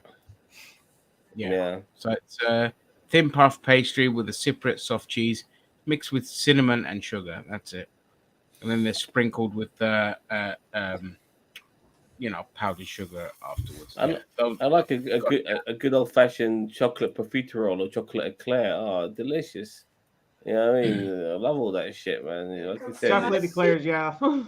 Lily, I'm not a fan since they changed the ingredients. Like now, there's a different ingredient for making the pastry of the profiteroles and the eclairs, and they don't taste as good as they used to. Doggy, puppy! Oh, it's a pupper. Listen, we like all the animals here on our streams. Well, I was holding That's Miles there for a while. You I could was gonna say probably, that's- you know, you probably saw him like reaching for my face and asking for more Yeah, pets. Coconut was itching for attention. She started biting my fucking wire on my laptop. Stupid cow. Yeah, that's why we one of our categories in the People's Choice Awards is Best Pet on Stream. Yeah. In the Golden Glasses Awards coming this upcoming Saturday live. Oh yeah. on Can't wait YouTube. for that. I can be there because I do not have work until January 2nd. Good for you. Oh, lovely. Oh, I have lovely. my- Yeah, that's when I got back to work. January I have, 2nd. I have my work Christmas party this upcoming Friday, but this is kind of like our personal party. Like it's not like company endorsed at all because they give us fuck all for funding. So we kind of make our own and we go out and we do our own thing, and then we usually go to someone's house afterwards and party. So I might be a little sluggish on Saturday. Well, that'll be fun. I'd love to see you pissed at your face. I myself love work Christmas parties. It's the only time where you could do whatever the fuck you want and not get fired for it. And No, I'm they not- don't say here in the States. They can still fire you. I'm being, I'm being a bit loose here, but you could possibly Sam, we know you're get loose. away. You could possibly, I told you about the Christmas party I had at fucking Madame Two Swords, where I got so fucking drunk that I blacked out, and next thing you know, I wake up in the fucking toilet with fucking vomit all over my shirt, and I'm trying to, luckily for me, the shirt I'm wearing disguised the vomit really well. You know what I mean? So no one could really That says see a it. lot about your taste. But yeah, that was back then. But the point is, I love a good Christmas party, but now I work for Addison Lee. I don't go to our Christmas parties because, first of all, I sit in a car all day. I don't know anybody I fucking work with, so there's none of that camaraderie you would have with people. So I miss out on that. Secondly, I drive for a living, which means that if I do go to the office Christmas party, I wouldn't be able to work for a couple of days if I got really fucking blasted. So, well, and thirdly, cabbies are no offense to you, but most cabbies are not the most boring fucking people to socialize with as well. So you're not going to. I'm becoming that way to a degree, but luckily for Well, me, let's just things like swap in social war media, stories. things like social media have kept me get my head above water. But I do mingle with certain cabbies when I'm at the airport or certain locations where there's a whole bunch of us, and we do swap stories and stuff like that. But overall, because I don't know anybody I work with, it just feels useless going to a Christmas party when you don't know anybody. What was your worst cab experience, like customer wise? One time well, he got this Greek person in his cab. I mean, the guy was just a douche. Well, he rejected my advances. I'll give him 1 star. Fuck him. Well, the worst one was about 10 years ago when I was new to this job. I had to do the night shift, and I picked up this lady from this hotel called the London Edition, and I had to take her to a place called Eastbourne. And I'm driving down this road called the M23. I know it. 2 a.m. and she's asleep in the back of my car, but the motorway's closed, so I have to go off the motorway and now go along country lanes and get back on the motorway where it's open. But then she wakes up in the back of my car, and she starts fucking freaking out, going to me, "Where are we? Where are you taking me?" I'm thinking to myself, "Oh shit, I'm a fucking Indian guy with a white woman in the back of my car freaking out, thinking that she's fucking that I've kidnapped her. I'm fucked. I'm already seeing my future ahead of me, thinking to myself, I'm going to be going to jail, and my life is over." And I'm telling her at the same time exactly what is actually happening. That I had to get off the motorway because it was closed. This is why I'm on the country lanes. But she's like not really responding to what I'm saying, just saying the same shit. Where are you taking me? Where are we going? All this sort of shit. And I think once we finally get to familiar ground, she stopped fucking freaking out. But for me, that was one of the worst customers I've ever had. I had a racist woman. You're at the job, you're like, Jesus fuck. I had this Polish woman just before COVID started to kick in. This woman rings me up, going to me, "Where are you?" I go to her. I'm parked on Great Marlborough Street. Because on Great Marlborough Street, wherever you can find the parking, just take it. and that's where I took it. And I told her I'm near Carnaby Street. I'm opposite the London Palladium. And she goes to me, I'm not from this area, this stupid area where all these people live, or some shit like that. She said to me. And then and I tell her, where are you? And she goes to me, she's at Marks and Spencer's. So I go to Marks and Spencer's to meet her. And as soon as she sees me with a Polish accent, she says this to me: I don't want you charging me waiting time. All Addison Lee drivers are foreigners trying to steal my money. That's what she said, word for fucking word. You know what I mean? Yeah. I think to myself, this woman with the fucking Polish accent is calling me a foreigner. I couldn't fucking believe it. You know what I mean? And then the whole time we're driving to you. Well, I can't remember. No, she didn't say any of that. But the whole time she's like trying to push my buttons. So as we're driving out central London and we're going to more rural areas, she goes to me, look at these areas. Would you like to live here? And I go to her, there's nothing wrong with this area. And she goes to me, I wouldn't want to live here. These are horrible areas for poor people. And she mentioned how she fires people all the time. She was bragging about that. She got really pissed off every time I gave way to somebody. You know, she was like fucking waxing lyrical about Jeff Bezos. You know what I mean? Since he's like fucking, she was a fucking crazy bitch, and she was only my second job of the day. And usually, I pretend to be on the side of my customer for the sake of not for the sake of my 5-star rating and not causing any issues, even if they have a different political alignment to me. But I couldn't with her. She was such a horrible woman that I had to fucking challenge her. And when she got out my car, I went home, but I was so fucking exhausted from her ordeal that I thought, fuck this, I'm not doing any more work. I'm going home. 24/7, man. That's just crazy. Yeah, she was a proper fucking Karen, you know, proper fucking Katie Hopkins type. You know what I mean? Fucking Ann Coulter style. You know, that sort of shit, you know. And obviously recently, you know, with the guy who I told you about, who was my first ever wrong customer, who told me that he doesn't live here when I dropped him there. And I told him, where do you live? And he goes to me, I don't know. And I'm thinking, what the fuck? You know what I mean? How do you not know where you live? And I thought to myself, I could be in danger here. So I told him to get the fuck out of my car. And yeah, that was a weird one too. I've had people the odd time throw up in my car. That's not great. Yeah, I mean, I've had some like, you know, sort of road men trying to push my buttons and stuff like that. I took this one guy on a fucking drug run. I could tell he was buying drugs. The guy stunk of weed when he got in my car and shit like that. Taking him to some shady Why would you hire an Addison Lee car to do a drug run though? That just I know. Yeah, but that's what they did. Like, you're adding witnesses, if nothing else. I mean, come on. Oh, we don't snitch around here when it comes to drugs. We don't care. Hey, I said witnesses, not snitches. I had this one guy who started vaping in the back of my car, and and then I think, what the fuck? And he goes, "You got to vape?" And I go, "No, of course not."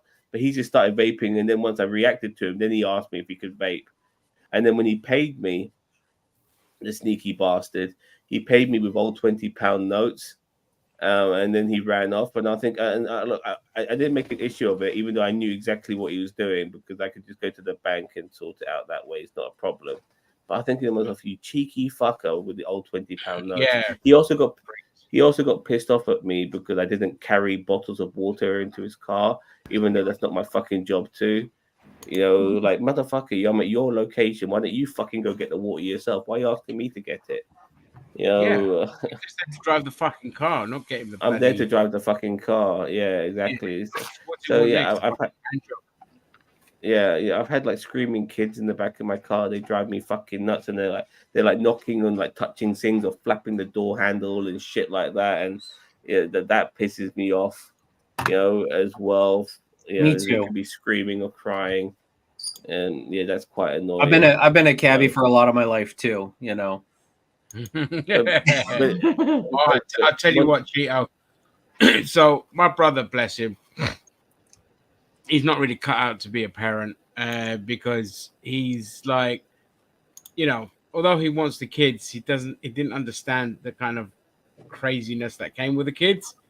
And so obviously today, like, you know, the brothers are still they're fighting and arguing with each other. And for me, it's like, you know, water on the duck's back, anything like screaming kids, all this kind of shit doesn't bother me. Like, when you worked in the care industry, like, a child's noise is fuck all compared to having somebody who's constantly stimulating by making different noises that cut right into your fucking soul, and you want to knock their lights out because it's so frustrating. So kid stuff is like nothing to me. But my brother, he's like, he can't, like, once one of them starts nagging, he gets really fucking wound up, so he has to walk away. And I'm like, that's the biggest mistake you ever made, mate. The biggest mistake you ever made is knowing that he's got you. So every time he whines, he'll either get rid of you or you'll just give in and give him what he wants. And I told you the best tool to use to that is get ear guards, put them on to tell him don't give a fuck about his nagging. But anyway, so he. So go on. Oh, I was gonna say, I learned to like tune them out, but I subliminally like still listen to them so that when like they're saying shit, and then I sit there and all of a sudden like he's not even listening, and then I tell him exactly what I was saying. They're like, oh shit. Yeah. Yeah, like it doesn't bother me. Like kids screaming or fighting and all that. Like if they're fighting, I just be like, look, as long as you boys ain't got weapons and you don't scratch, then I don't mind if you have a little scuffle. It builds strength, builds character, and I find it hilarious. But I know when to step in to do the discipline stuff. Yeah. But for the whole, like, it doesn't bother me. Like, I don't give a fuck if kids are being loud or screaming and all this kind of stuff. I do in my car, but I don't want them fucking up my interior. You know what I mean? No, that's different. Destruction is unacceptable. I'm not. Yeah. Christine. You were talking earlier about how your brother sort of trains them to be a certain way when they get a reaction out of them. I don't know if he doesn't train them. He's in a way though he is. He's made a mistake by basically when one of them gets that nagging voice, it winds my brother up so much that he has to walk away or give in. Well, he's reinforcing their actions get an action out of him. And yeah, exactly.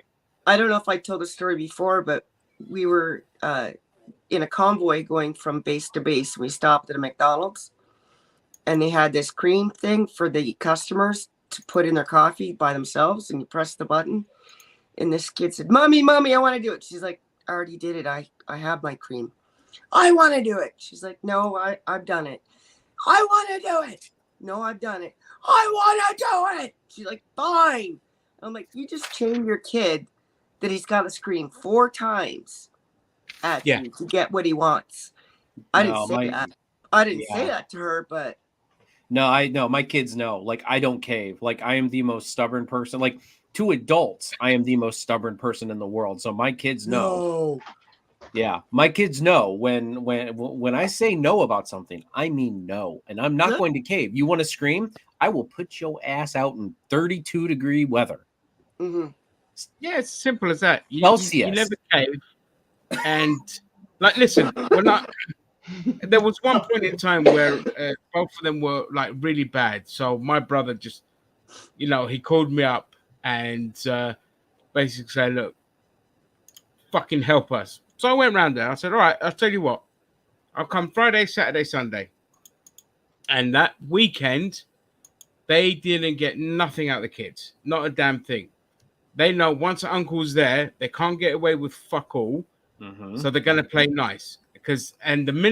So the first thing I would do is if one person's playing with a toy and the other one goes to grab it, I'd put one of them in timeout. But if they start arguing over a single toy that none of them had, that toy, I'll take it and I'd throw it in the bin. It was just a cardboard box. I just throw it in the bin. And anytime they piss about, I'd just grab a load of their toys, chuck them in the bin. And so they learned, like, okay, we better play nicely with the stuff that we have because Uncle's just going to fucking throw it away. So I don't have issues with them. But I also, in terms of discipline, it's a kid needs to understand the process and what's the reward out of something. And so when it comes to cutting their nails or showering or things like that, I'll be like, look, let me cut your nails. We'll have a shower. Not together, obviously, You have a shower. And after that, you can watch a little bit of your favorite TV show. It's that simple. Mm-hmm. But my brother and my sister-in-law, they make a mountain out of a molehill with nothing, no end result for them. So it's like, you have to do this. You have to do that. And I'm like, that's not how you approach it with kids. Yeah. Because at the end of the day, it's like your boss saying you have to do this, you have to do that, and not paying you for it afterwards. There's got to be a small reward thing. And then afterwards, you'll find that they get into the routine that they don't even give a shit about watching the TV show and all that. They're like, okay, that's the routine. The quicker I get it done, the quicker I can go back to fucking about and doing my thing. Because there's the other option of if they take too long to do something, it's like, okay, I'm going to wait. And until you do that, you're not going to play with this or you're not going to do that. And yeah, it's but my frustration with them two is they don't learn. They don't learn from other people because they're academics and they're arrogant and they think they know better. And so they just keep making the same mistakes. Academics always like that, man. Fucking hell. Always. You know, I've known some people who because they are so academically smart, they are so socially fucking awkward and stupid, and it drives me fucking nuts. Yeah, and they I always can't say handle the chaos. the best example Academics can't handle always chaos. the best example always is Ben Carson. The guy is a brain surgeon and he's a fucking idiot. Yeah, so it proves that goes to show that being academically clever doesn't mean that you're clever in every aspect in life. Yeah, and the other thing as well, I say to I had to go at my brother today because one of the kids did something wrong, and my brother kept talking to him, kept repeating, I said to him, "Stop fucking!" I said, "You talk too much. Both of you talk too much to your kids. Keep it short. Say it once. Never repeat yourself, and make sure they know you mean business." Yeah, and then you cut conversation off. You don't talk to them until they've calmed down and they're relaxed. But if you keep talking to them, you're escalating the situation. They're getting frustrated because you won't shut up and all of that. So I had to go with my brother today. I said, "Stop telling your kid off. He's hurt it once. He's going to do it again. So stop repeating it." So because I looked at my nephew and I said, "Right, do it one more time. And this thing, I'm going to keep it for myself." And that was it. Never did it again. But Because I'll have I'll have babies with you. We can be good parents. Oh mate, kids are fucking easy, man. They're not a challenge. Cheeto, but what I and say, Cheeto's like, right. And Cheeto's right. If you set a standard, or if you say Yeah. this is the consequence, you have to follow through. That's the big thing is like following suit. That's what one thing. One of the things I find a lot of parents that don't do is that they'll say, if you don't do this, then I'm gonna, then you're gonna lose this, and then they lose it, and then they whine and complain, and then they get it back, and it's like, no, like I don't care how much you whine and complain, you're not getting the tablet back. You've lost it. Guess what? Bye. Like, go find something else to do. Go play with your toys. Go have a wank. I don't care. Like that's the best way. Well, you do have teenagers, so. Do you think sometimes diet is a good way of bringing up your kids? Because if you quiet, you guys, if you're not like giving them when your kids are at an early age, you're not bringing them up on sugary treats and fucking fatty foods, it's not going to fuck up their development, so to speak. But my brother did that with his kids, and his kids are fucking great. I mean, they have eaten fatty foods, they have had sugary treats, but it wasn't like I know some people, it's a constant thing, with their kids, just to give them that shit all the time. But he never did that consistently. He would make sure it would be like an actual treat. It would be treated as a treat, to give them stuff that is unhealthy for them. And I think it really helped in their development because they're fucking good kids. They really are. We were brought up. I used to think that raisins were candies because my mom shopped at a health food store where you would grind your own peanut butter. It was that bad. That bad. But I love peanut butter. You got to give them, you're right, just enough that it's a reward, but they're not a part of the diet. And just enough that they can learn moderation, but not that it's a part of the diet now. Like you said. Yeah. So my sister-in-law is it's sadly it's to a level where it's an actual sickness, so she doesn't realize it, but she's very obsessed with healthy eating. Now that's good with the boys because the boys don't get like there's no salt in their diet whatsoever, and all the fatty stuff is like the good fats that you get in like healthy foods, and she insists on feeding them healthy. My brother's a bit more maverick with it, but I tend to side with my sister-in-law because my fear is I don't want kids to turn out like me. It's pretty shitty things that I've been through and all this kind of stuff. So when my nephews are with me, my natural instinct is also I go for the healthy option. So when they asked me, Uncle, can I have a biscuit or can I have like crisps and all that? I said to him, I'll tell you what, we'll do a bargain. If you can eat this amount of vegetables and this amount of fruit, then at the end of the night, I can give you 2 of that. I said that's the trade-off. Sometimes it works, sometimes it doesn't, But with my cousin, with my sister-in-law, she's brought them up eating really as healthy as they can. You know what kids are like and all that.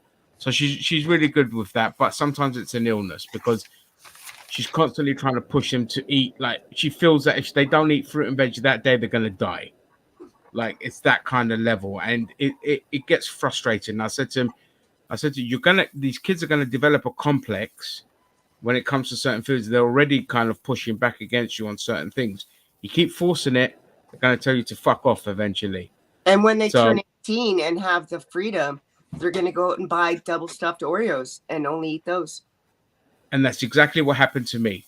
So with my father, he was very restrictive on everything. Like he was the most boring food shopper on the planet. Like if we asked for something, it'd be like no, and anything it would no. So obviously, that for me developed into a binge eating habit. So anytime I had money and had the opportunity to go to the shop, gorge myself because there was no regular input of any kind of something that I liked. It was always like shit, whatever my parents liked. So that developed for me. The good thing with the boys though is they don't really have a big interest in sweet stuff. They like their fruits, which is very good. So they'll go and they eat their fruits, and they like their nuts, so they'll eat their nuts and all this kind of stuff. And they know, like, look, mum doesn't fuck about. You might get the odd biscuit here and there, but you've got to put in a lot of work. It's a reward. Yeah. Because I was the same way. Like I said, I fucking hate raisins now. I think they're failed grapes. I won't eat them. I call them zombie grapes. Yeah, there you go. Zombie grapes. I like raisins on my oatmeal raisin cookies, but other than that, yeah, I'm not. Maybe in my oatmeal, but yeah. To describe my dislike of raisins, there's a work story that I have where I worked briefly at a cafeteria while I was also working at the hotel.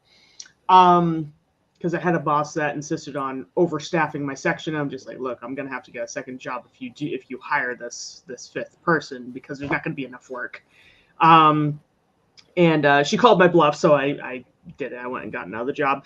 Well, they had these muffins that were caramel. They were cappuccino chocolate chip. They were delicious. The problem was that they looked almost exactly like these other muffins. And I was allowed to, grab a muffin on my way in, and eat it behind the counter and everything. And so I grabbed what I thought was a cappuccino chip muffin, and I go to bite into it. She happened to see my face. I'm just like, no.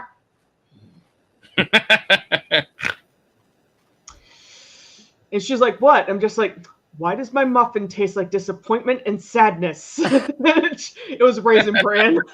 It was a Raisin Bran muffin. I'm just like, no. Never again. Yeah. Fucking die. So what you're saying is it's like the never-ending story, but a muffin, right? Yes.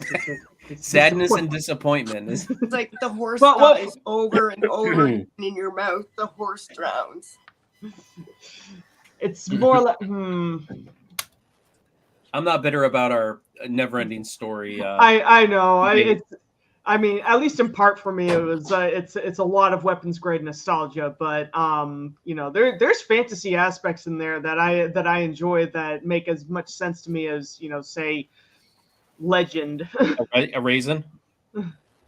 But Legend is awesome. Yeah. What a great film Tim that Curry. is. Yeah. Tim Curry, Tom Cruise, just as he was becoming famous. Oh no! Yeah. In the movie, he's not referred to as the devil. He's referred to as the darkness. Yeah, the darkness. Yeah, brilliant. Having all that costume on, I mean, Oh yeah, quite I do amazing, not envy the headache he must have had from and- those horns. and it's a bit like Colin Farrell as the Penguin. Like you really don't see Tim Curry when he's wearing all that shit. You know, it's just doesn't look like him anymore. Yeah, I did. It's quite Listen, I was in my late 20s when I realized that was Tim Curry. Yeah. Like, The voice didn't know- gave it away for me, but yeah.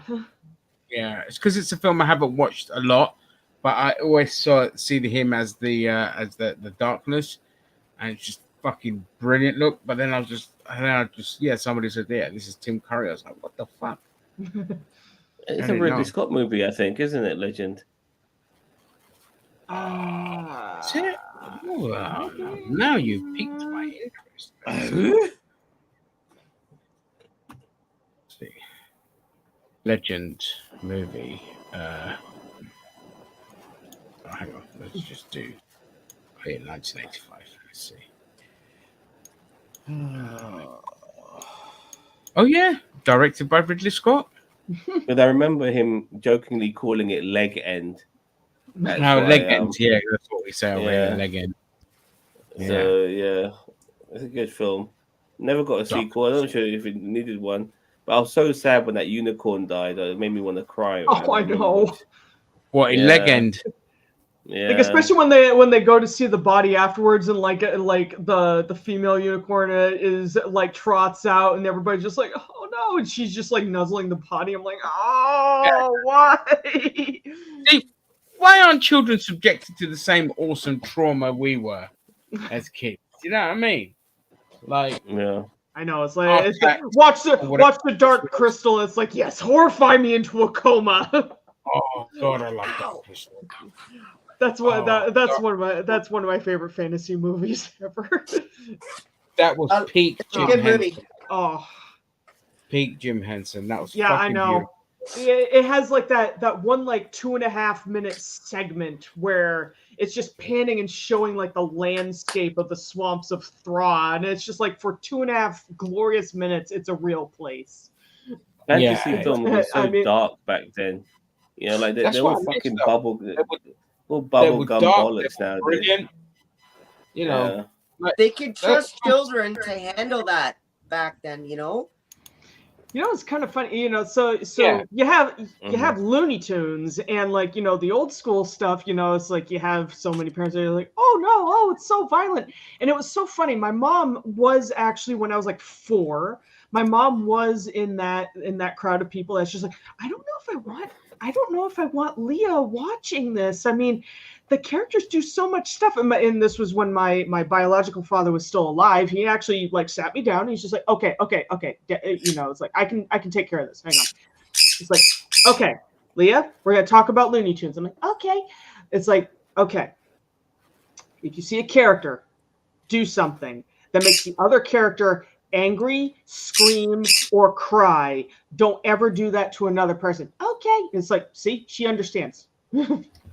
Yeah, or they were simple trans- as. They were wearing dresses like Bugs Bunny. It's not like these cartoons didn't turn us into violent, dress-wearing human beings. Like, Speak for yourself, man. Tranny Tuesday is just crazy for me.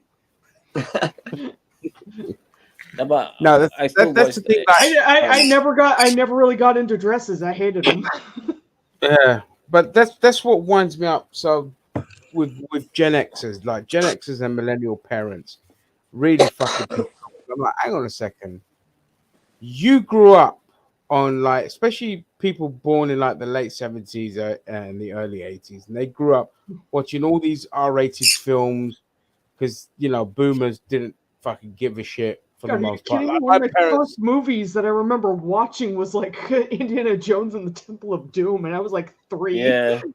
Rip the Yeah, fucking exactly. heart out. I mean, Rip I the remember heart out of watching- the guy and set him on fire. I remember watching Freddy Aliens Krueger. when I was 7, I think. When I was 7, my mom got me Who Framed Roger Rabbit as a Christmas gift. Oh yeah, that's brilliant. People- Oh, listen, Jessica listen, Rabbit. Row. my cartoons as a 3-year-old were all the fucking like Tom and Jerry's and the Road Runners and Dropping Watership Down. Oh is the God! most violent, traumatic film anyone can see. And if any fucking child can watch that and come out of it fine, nothing, and I mean nothing else, comes close to the level of trauma because it's in a child setting, cute animals, and here you have rabbits ripping the fuck out of each other, animals dying, and it is scary as shit. So afterwards, because of With the that film, I bittersweet kind of ending like, as well. I enjoyed the 80s horror films, but none of them had any impact similar to Watership Down. Why? Bambi. Because I don't care about humans in that regard. I found it hilarious and funny, whereas Watership Down was so beautifully done that it literally scared the shit out of me. That And So- we ending watched as well was things so like sad as Bambi, where well. Bambi's mom died. I mean, like Exactly. In my case, it was more like you didn't see it, you know. It was, and on top of that, have you seen the pacing for that whole scene?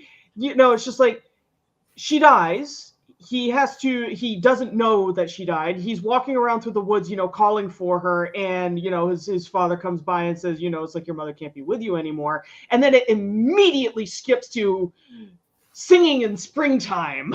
I'm like, Well, they repeated I that mean, formula it with the was- Lion King, didn't they? You know, as Yeah. well, with they Simba's did kind of dad ease. dying. They did kind of ease into it with Simba's, you know, with Mufasa dying, where, you know, it's like, because you had that whole chase scene immediately afterwards. You have Simba being found out in the desert in that rather heavy scene of, you know, His it's like mum was still alive the as vultures are well. circling.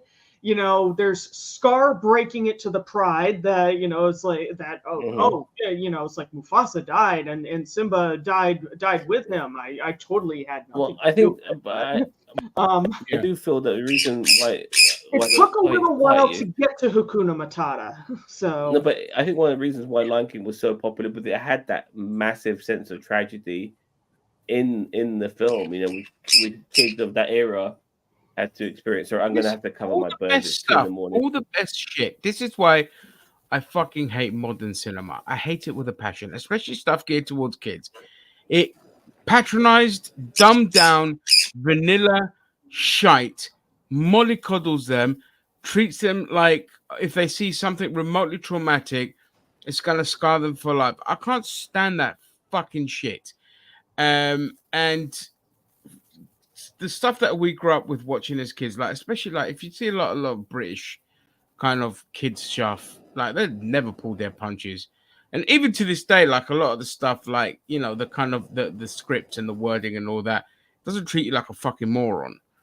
But it's still just not as like pungent and ass kicking as the older stuff. I think, you know, you shouldn't be too soft like with that. I'm not saying like you want to expose them to fucking sex, drugs, and rock and roll, but I just find like it's just not a traumatic thing for kids. Kids, it helps them be more analytical with things.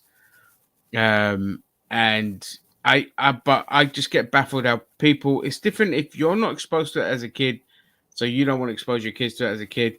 But when you have been exposed to it, but you're saying all the stuff that I did, I'm not going to let my kid do.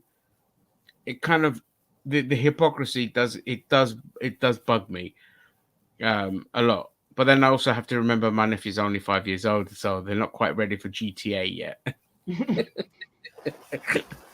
I mean, when I was a kid, I didn't, you know, it's like it took a while. I didn't get to see Watership Down until I was like in my teens. But you know, it's like the two cartoonish looking movies that my mom was just like, oh, it's, you know, it's like it's cartoons, and you know, so, and cartoons are for children that I got to watch was one. And if nobody else has heard of this one, I do not blame you. It was basically done in an anime style, and it was called Glico and Nono's Enchanted Journey, and it was about two chipmunks trying to get back to the wild forest. No. But there's cats trying to hunt them. There's a hawk that keeps showing up. There's a fox that's chasing after them, and there is blood in that movie. The other one that I'm pretty sure everybody here has heard of is The Last Unicorn. And I gotta tell you, it was really dramatic seeing the Red Bull go, run around everywhere. You're in this creepy ass castle that has like, weird haunted faces like in the stone and everything. I mean, it's a heavy movie. Like I've never seen that. You have King Haggard, voiced by Christopher Lee, by the way. Look at the cast on this thing. Yeah, Mia Farrow, there is a crazy cast in that movie. Alan Arkin, Angela Lansbury. And it's animated Robert by the Klein. same people who did The Hobbit. Holy shit. Oh, it's done by them. Oh, Yeah. wow. Yeah, so the I've style heard of would it. probably look familiar. I've heard of it. I've never watched it, but I have. Yeah, heard me of it. too. Oh yeah. It's like I mean, she gets turned into a human briefly, and she flips out because she was a unicorn. She had never known what time actually felt like, and then she's human all of a sudden, and she's like, "What have you done to me?" It's like, I've got to check. I'm going to check this shit out.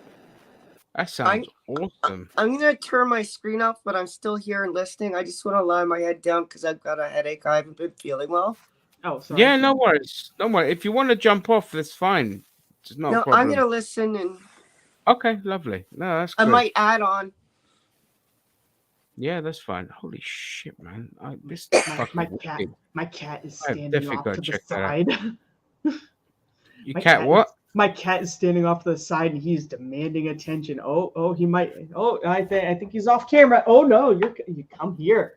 Come here. Hello. My big handsome boy has returned. Hello, kitty.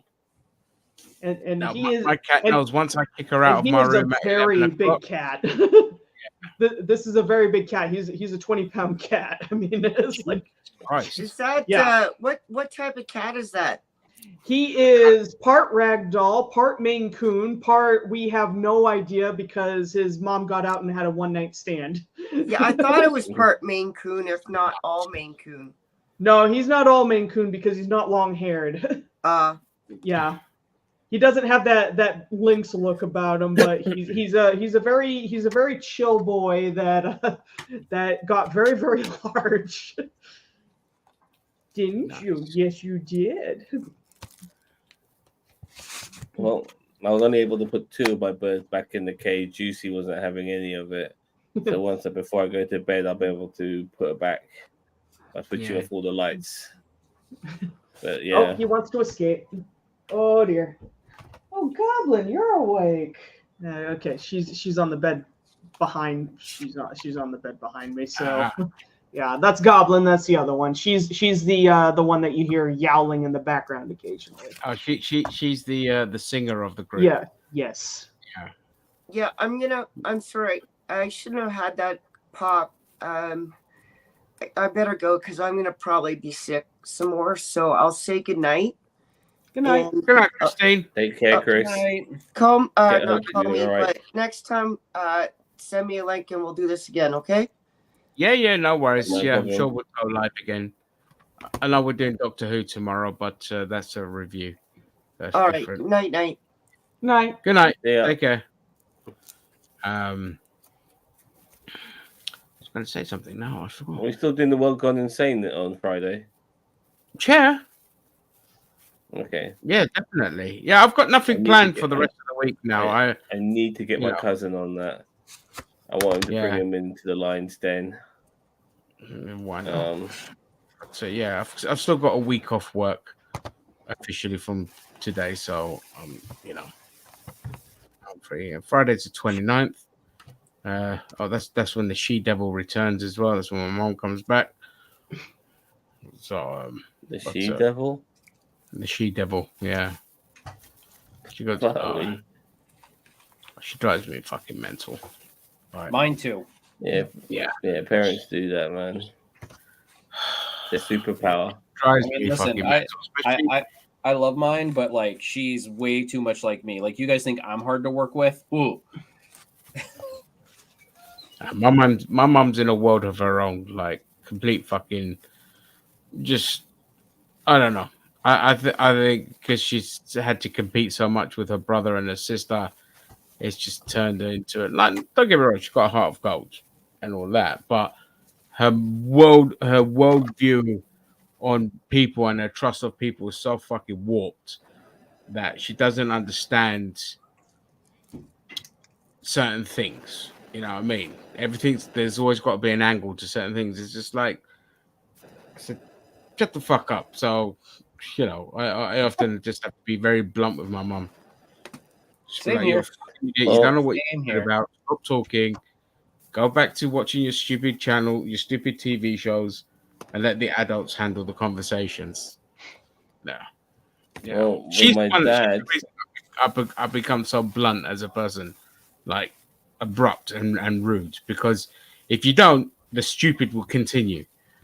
So it's just like, fuck this. Put my foot down, had enough. Yeah, people well, with my sometimes think dad, I'm really mean to my mom, but I'm just like, no, you just set boundaries and just Yeah. Yeah, that's it. Yeah. yeah, we swap places now. Like I'm the dad, he's the son. You know, it's become like that. You know, like like my dad when he goes to the toilet, he's misfiring, and I'm telling dad, please, please, please stop pissing on the fucking floor. You know what I mean? Just try and get it into the tub. You know, and Yeah. I'm always mopping No, up after him and down stuff and like that. Yeah. Yeah, I'm trying to make Yeah. him understand. I don't want to be like, I want to be able to not have to wear my slippers all the time there, but I don't chance it anymore. You know, like I don't want to be No. stepping in it, you know, and Mm. stuff Yeah. like that, and all of these things. But even today, like my with my dad, like he's kind of lost all his like social norms and stuff like that, and like dad just I'm thinking to myself, just please just shut up. I'm hoping he doesn't say any more, you know. He's coming across a bit embarrassing now. Like you have no idea what the fuck you're talking about. You know, Yeah. That's the thing. They get to that a stage of certain his age. life. They get. He's They, 85. He's yeah. 85, man. He's like, like, and like he's always been that stereotypical, like, a little bit suspect, a little bit paranoid Asian. But when you're 85 now, and he has no fucking idea about anything. And it's even worse. The guy can't use a mobile phone. He could barely use a television remote control. It's it's fucking frustrating. And then Yeah. when It he is. tries to give me when he tries to give me the riot act, I get really pissed off because without me, he's fucked. say, He's Dad, truly don't make fucked. me turn off your phone. You just put But, it on airplane mode, and then he can't figure out how to get it back. Yeah. No, but when it comes to like people go to me like, oh, all about relationships and shit like that. I go, there's no fucking chance as long as I'm fucking my dad's carer, because my dad will fucking ruin any relationship I fucking have. You know what I mean? Because not intentionally, just him being him, and anybody with me wouldn't want to fucking be anywhere near him because my dad has a superpower, and that's irritation. You know what I mean? It's something I knew with my mum a little bit, but I never really got to pick up on why my mum would constantly get irritated at my dad until my mum had left this earth. And now I've kind of taken that place of my mum, and I get it. I get why my mum would get irritated with my dad, because now that irritation's on me. You know what I mean? So Yeah. No. I get it now. I understand it. Like, I'd often Yeah. turn around to my mom and say, "There's a reason why Dad fucking couldn't stand you, and he wanted to walk away and all this kind of shit." I said, "You're just impossible to deal with because you take everything to a negative level. You can't have a straight. There's no intelligence there whatsoever. So you can't even have you can't even have a conversation with her without her going off on some random tangent and then bringing her sister into it and then talking about money stuff and all this kind of shit. And it's just like, you know what? Just, so me and my brother, like, from a young age, we always put just clear boundaries. And my mom said, no, don't care, not talking about this, don't care about that. The only thing you can talk to us about is your holidays and how your day's been. Everything else, no fucking interest, because you lie, you go off on tangents, you don't understand what people tell you, so you relay other stuff, which causes a lot of problems. So when my mom tells me something, I have to say, whoever they heard it from, I then have to speak to that person to make sure that the information is correct, and it's never correct. because some people, they have that mentality. They hear one Chinese thing, whispers has been the skewed. brain Yeah, does all this kind of mental gymnastics for them to comprehend it in a way Yeah. that they know, and then it comes out in a different way. Yeah, my So- mom does that a bit, which Yeah. is, and and the problem is that she's a huge gossip, so she doesn't get it. I'll have people walk up to me when they see me on the times I go out to the island out here in Casco Bay, and they'll be like, "So Leah, I heard," and I'm like, "Where did you hear that?" As if I didn't know, but it's like, "Where did you hear that?" It's like, "Oh, well, your mother." I'm just like, "Well, she told you wrong." Again. Yeah, it's like you need to It's learn. like, oh, well, I'm just like, no, I'm not even going to give you the correct information because I have told you multiple times, not, because it's not just my mom, it's the people who listen to her. It's like, I've told you multiple times that she gives the wrong information, and you still do not seem to understand that she gives the wrong information. So I'm not going to give you the correct information. I'm just going to tell you that she is patently, brazenly, and horrifically wrong. So That's what This is bitching about your parents hour by NerdTube. Caller 3, we have you on the air. With my Like, mom, you can tell it. You can have the same conversation and get everything cleared up with another person in front of her. Still doesn't register. She'll still go back to her old mindset. And no matter how many times my dad would correct her and debunk it in front of everyone, she still insists on telling everyone the same story that she had in her head. And then to the point where even her friends turn around and be like, "We know the real story now. Stop fucking lying." And what's that kind of frustration to deal with. Like, my mom will drop the subject entirely, and afterwards she'll just be like, "You really embarrassed me." I'm just like, "Well, it wouldn't have been a problem if you hadn't been a gossip." Yeah, like you're the author of your own misery. That's exactly what I have to tell mine. Is like, well, I mean, you kind of brought this upon yourself. Yeah, Sam. Like with me, like for instance, sometimes we need to get my dad's approval on things. He still, like for instance, the power of attorney. After my dad went into hospital, initially he was all for it, but then once he starts to recover, he's starting to have a change of heart. So me and my brother try to tell him these things. He's not taking our advice seriously, but he will listen to my cousin, who's a fucking Oxford graduate, because he respects him.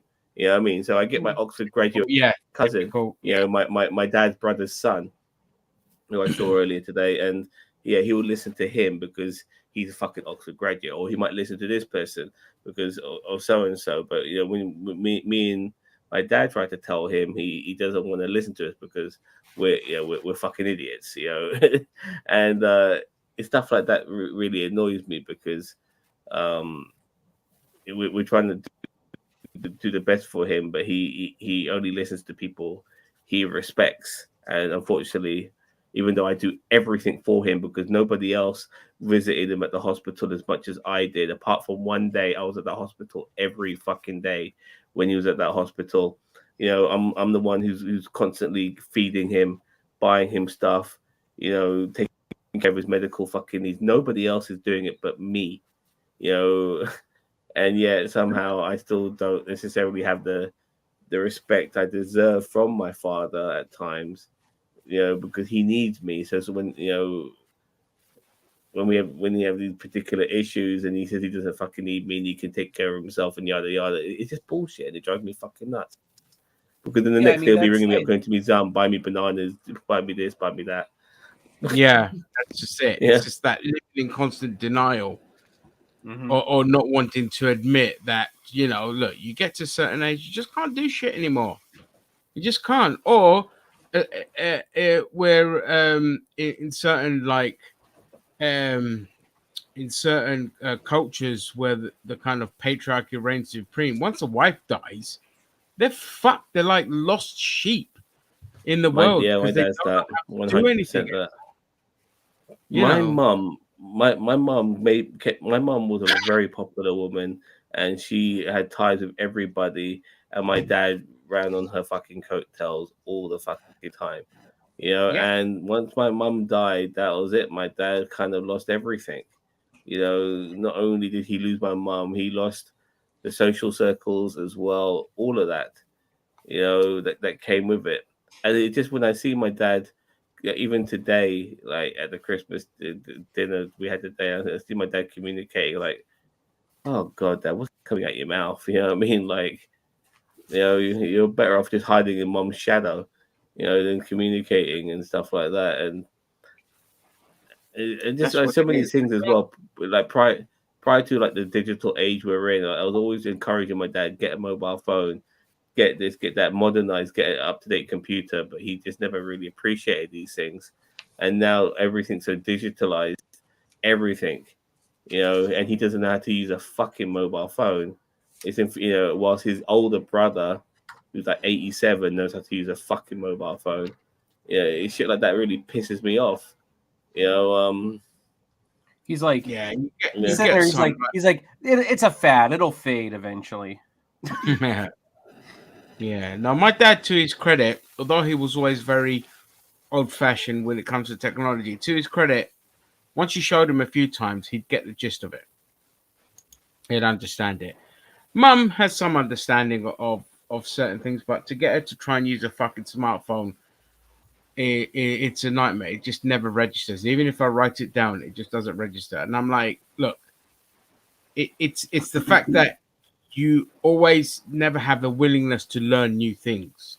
You always have to learn new things. People, my generation, if we're not learning new things, we get fucking left behind. So we have to learn new things all the time.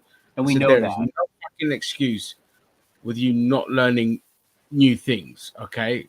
And you know, you lot always used to give me shit about certain things. I said, no, it's my turn to give you shit about certain things. Because if anything happens to me tomorrow and I'm not here, I said, you're fucked. You can't even change a light bulb. You got to learn all these things. You can't bitch and moan about the men not doing anything when you've never fucking, you can't do anything. Like basic to make sure that you don't live in darkness, or what to do when something breaks and all this kind of shit, or how to handle your bills online, you know. So it's it's sad, but you have to move with the time. You have to learn. We got my dad a smartphone or a phone, and we got him like a phone which is designed for old people. And I tried to teach him. Oh, so an iPhone. I wasn't. Hey. Yeah, I tried to teach him. He couldn't learn. My brother tried to teach him, couldn't learn. My sister-in-law I tried to should laugh. teach My him, he couldn't learn. grandmother has an iPhone. Yeah, Nice. my dad, grandkids, my nephew and niece, they both I'll be right individually back. tried to teach him, wasn't able to learn. Oh, a neighbor of ours tried to teach him, couldn't learn. Like, he's never gonna fucking learn, and it's sad. You know, it upsets me that this is my dad. You know, like how the fuck, you know, if we come to this place now where you can't even use a mobile phone, you know. I mean, And like I said, you can barely use a remote control, because sometimes I'll catch him and he'll be on a screen that is not him watching a program, but it's like maybe like a menu screen or something like that, and he's stuck on it. And he needs me to come. He doesn't want to say anything, but he needs me to come to the fucking rescue. Or he'll be, you know, he'll repeatedly press, even though there's other buttons to press on the remote control, he'll default pressing the same fucking button, wondering why there's no fucking resolution to the problem he's having. And it's, oh God, I just want to smack my head against the fucking wall. You know? Oh. Yeah, I think I'm done bitching about my dad. That's all right. I love him. Look, I love him to pieces. And like I says, if I didn't, we all I love wouldn't our be at loved the ones to hospital. pieces, but they drive us nuts. Yeah. Oh yeah. Yeah, like I wouldn't have been at the hospital as often as I did if that wasn't the case. I wouldn't take care of my dad's needs all the fucking time if that wasn't my case. He drives me fucking nuts. You know, he drives me fucking nuts. And my brother, he knows that too, which is why he lives in fucking Derby, where he doesn't have to deal with my dad on a regular basis. Because my brother's going to come down on Sunday to see us, and that'll be the first time in months that he'll be seeing my dad, probably since he came out of hospital. So Yeah, but he knows how he is as well. So, but how it goes. What date is Sunday, by the way? This upcoming Sunday, 31st. Oh, it's New Year's Eve. Yep. My brother's coming on New Year's Eve. What the fuck? God damn it. Pisses me off. I have to fucking tidy up the house. It doesn't even house doesn't need that much tidying up, but my brother's like, when he comes over, he becomes like this sort of white glove sort of inspector. It's like, oh, he's not to his standards. I said, fuck's sake, man, you don't even fucking live here. Yeah, well, tell him to move in for a little bit and see how it goes. It's a family house though, so that's what I'm saying. How it is, unfortunately. Tell him to move in. He can help take care of it. It's a family house. Or maybe send Dad up to live with him for a little while. But my dad wouldn't want that. Dad wouldn't want that because he this is his house, and even though I fucking pay for everything, I pay for fucking everything. So it's just that the lease is under his name. Yeah, your brother would just be like, if you feel you can do better, I'd love to see it. I mean, like when my dad was in hospital and he came down, like he helped me clean around the house a little bit because some things were bugging him, including the backyard and shit like that. But it's very hard, when when you're living with somebody who at times is a walking mess. It's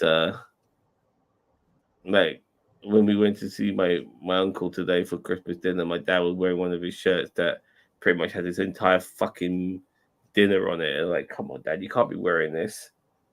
You can't be wearing this. So, Ginger's in the comments while he's taking a shit. Yep, I saw that. I was waiting to see how long it took someone else to see it. What happened to Cheeto? Oh, he's off screen. He's doing something with some wire. I can see him. So yeah, it's like 2:40 in the morning. What time is it for you? 9:40. 9:40. You're like that time for 5 me. hours. You're like 5 hours. I want to quickly show you something. I showed this to Ginger earlier. Jason would fucking love this. I'm gonna quickly show you this. This is from a horror game, and I thought it was well done how it was portrayed. So I showed this earlier. Check it out. So he's using this gun scope, and he can. Oh, hold on, sorry. Let me start again. No, we can't. He's using his gun scope, and you can see these NPC characters doing some sort of ritual.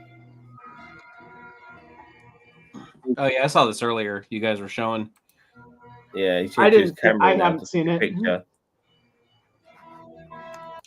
Takes a picture. They see the flash, and they all turn on him. And he gets his gun out again, and they're all fucking gone. No, they saw the flash. There's the lights that you can see. They saw the flash. Oh my god. Oh yeah, he would have loved that. Yeah. Oh my god.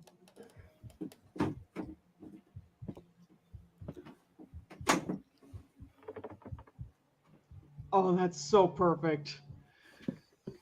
Yeah. The game is called The Fears of Fathom.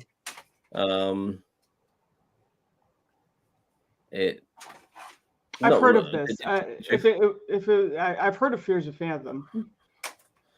Tell you the truth, it's not my cup of tea of a game, but stuff like that, it's really cool to watch at times. Yeah, I can't handle playing horror games because there are moments where you have to constantly be on the move, and you got to think on your feet while you're on the move, while somebody's trying to kill you. And because it's a horror game and you're going up against monsters and stuff, there's no fighting back. The whole point of the game is to hide and evade. It And depends that on. For me, it depends on the game. If I don't necessarily mind hide and evade, but yeah, I don't like it in horror games. It's not so well, much. in horror games, Yeah. yeah, because it's very difficult because you think to yourself, how do I resolve this issue? And but then there's other games where stealth plays its part, but you as a character are not inadequate. You can take care of yourself. Well, If that's like need the be, Arkham like games, Metal Gear Solid, Arkham, stuff like that. even Assassin's Resident Creed. Evil. Like you can hide Yeah. and do things, but you can also fight if you need to. So, and Assassin's Creed, or at least deter. Yeah. Assassin's Creed even has that option if you're, it's like if your timing is good and you're in the right place to, blend in with the crowd, that whole thing where you put your hood up and you just sort of blend in with it. Well, I'm talking about the first one because that's the only one I've actually beaten, but it's like you blend in with the priests and everything. It's just like, You've only played the first Assassin's Creed? I've only played the first one. I have the entire series. I just haven't had a chance to, play it. Yeah, I've heard so many wonderful things. I did get at least the earlier portion of the series. The newer games I definitely don't have yet. But well, the funny thing is, Ubisoft are making a game called Skull and Bones, which is supposed to be a game about being I'm a pirate. excited for that. I am excited for that. What I've heard from, because there's been an open beta and a lot of people have been playing it. But from what I can see, the best pirate game ever made came out 10 years ago, and that was Assassin's Creed Black Flag. Yeah, and I play that still, and that's a great pirate game because there's a story to it. You are playing an assassin who is actually a pirate as well, and so you do all the piracy stuff you can do on the sea. You can go on land, do assassin stuff like that. You got, you can upgrade your boat and all of these sort of things. It's a better pirate game, and even though it's an Assassin's Creed game, it's a better pirate game than Skull and Bones. Get rid of that screen again, Sam. Sorry, mate. It's a better pirate game than Skull and Bones, which is they're bringing out in a couple of months' time. Well, that was supposed to be the successor for Assassin's Creed 4, but they're so inept and so useless at Ubisoft that it's taken them a fucking decade to get this game out. And the only reason they're releasing it, the only reason is because they have a deal with the Singaporean government. And so if they don't do it, they'll get sued to shit because they receive funding from the government to make this fucking game. So obviously they're in deep shit. So that's why they have to release it. Otherwise they wouldn't have done it. They would have scrapped it like they scrapped so many other of their games. Fucking useless idiots. And the issue is that they've made a game which is less engaging as a pirate game than Assassin's Creed 4 Black Flag, which is because you don't even get to roam around. Annoying. You don't do anything. You're just like hub ship, and that's it. It's like shit. It's like they should have just basically taken all of the mechanics of Assassin's Creed, just called it Skull and Bones. And that's it. Yeah. They had a winning.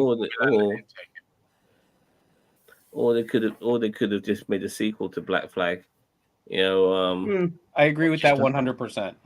That's actually what I was just going to say was they should have just made a sequel to Assassin's Creed Black Flag and just called it Assassin's Creed Skull and Bones.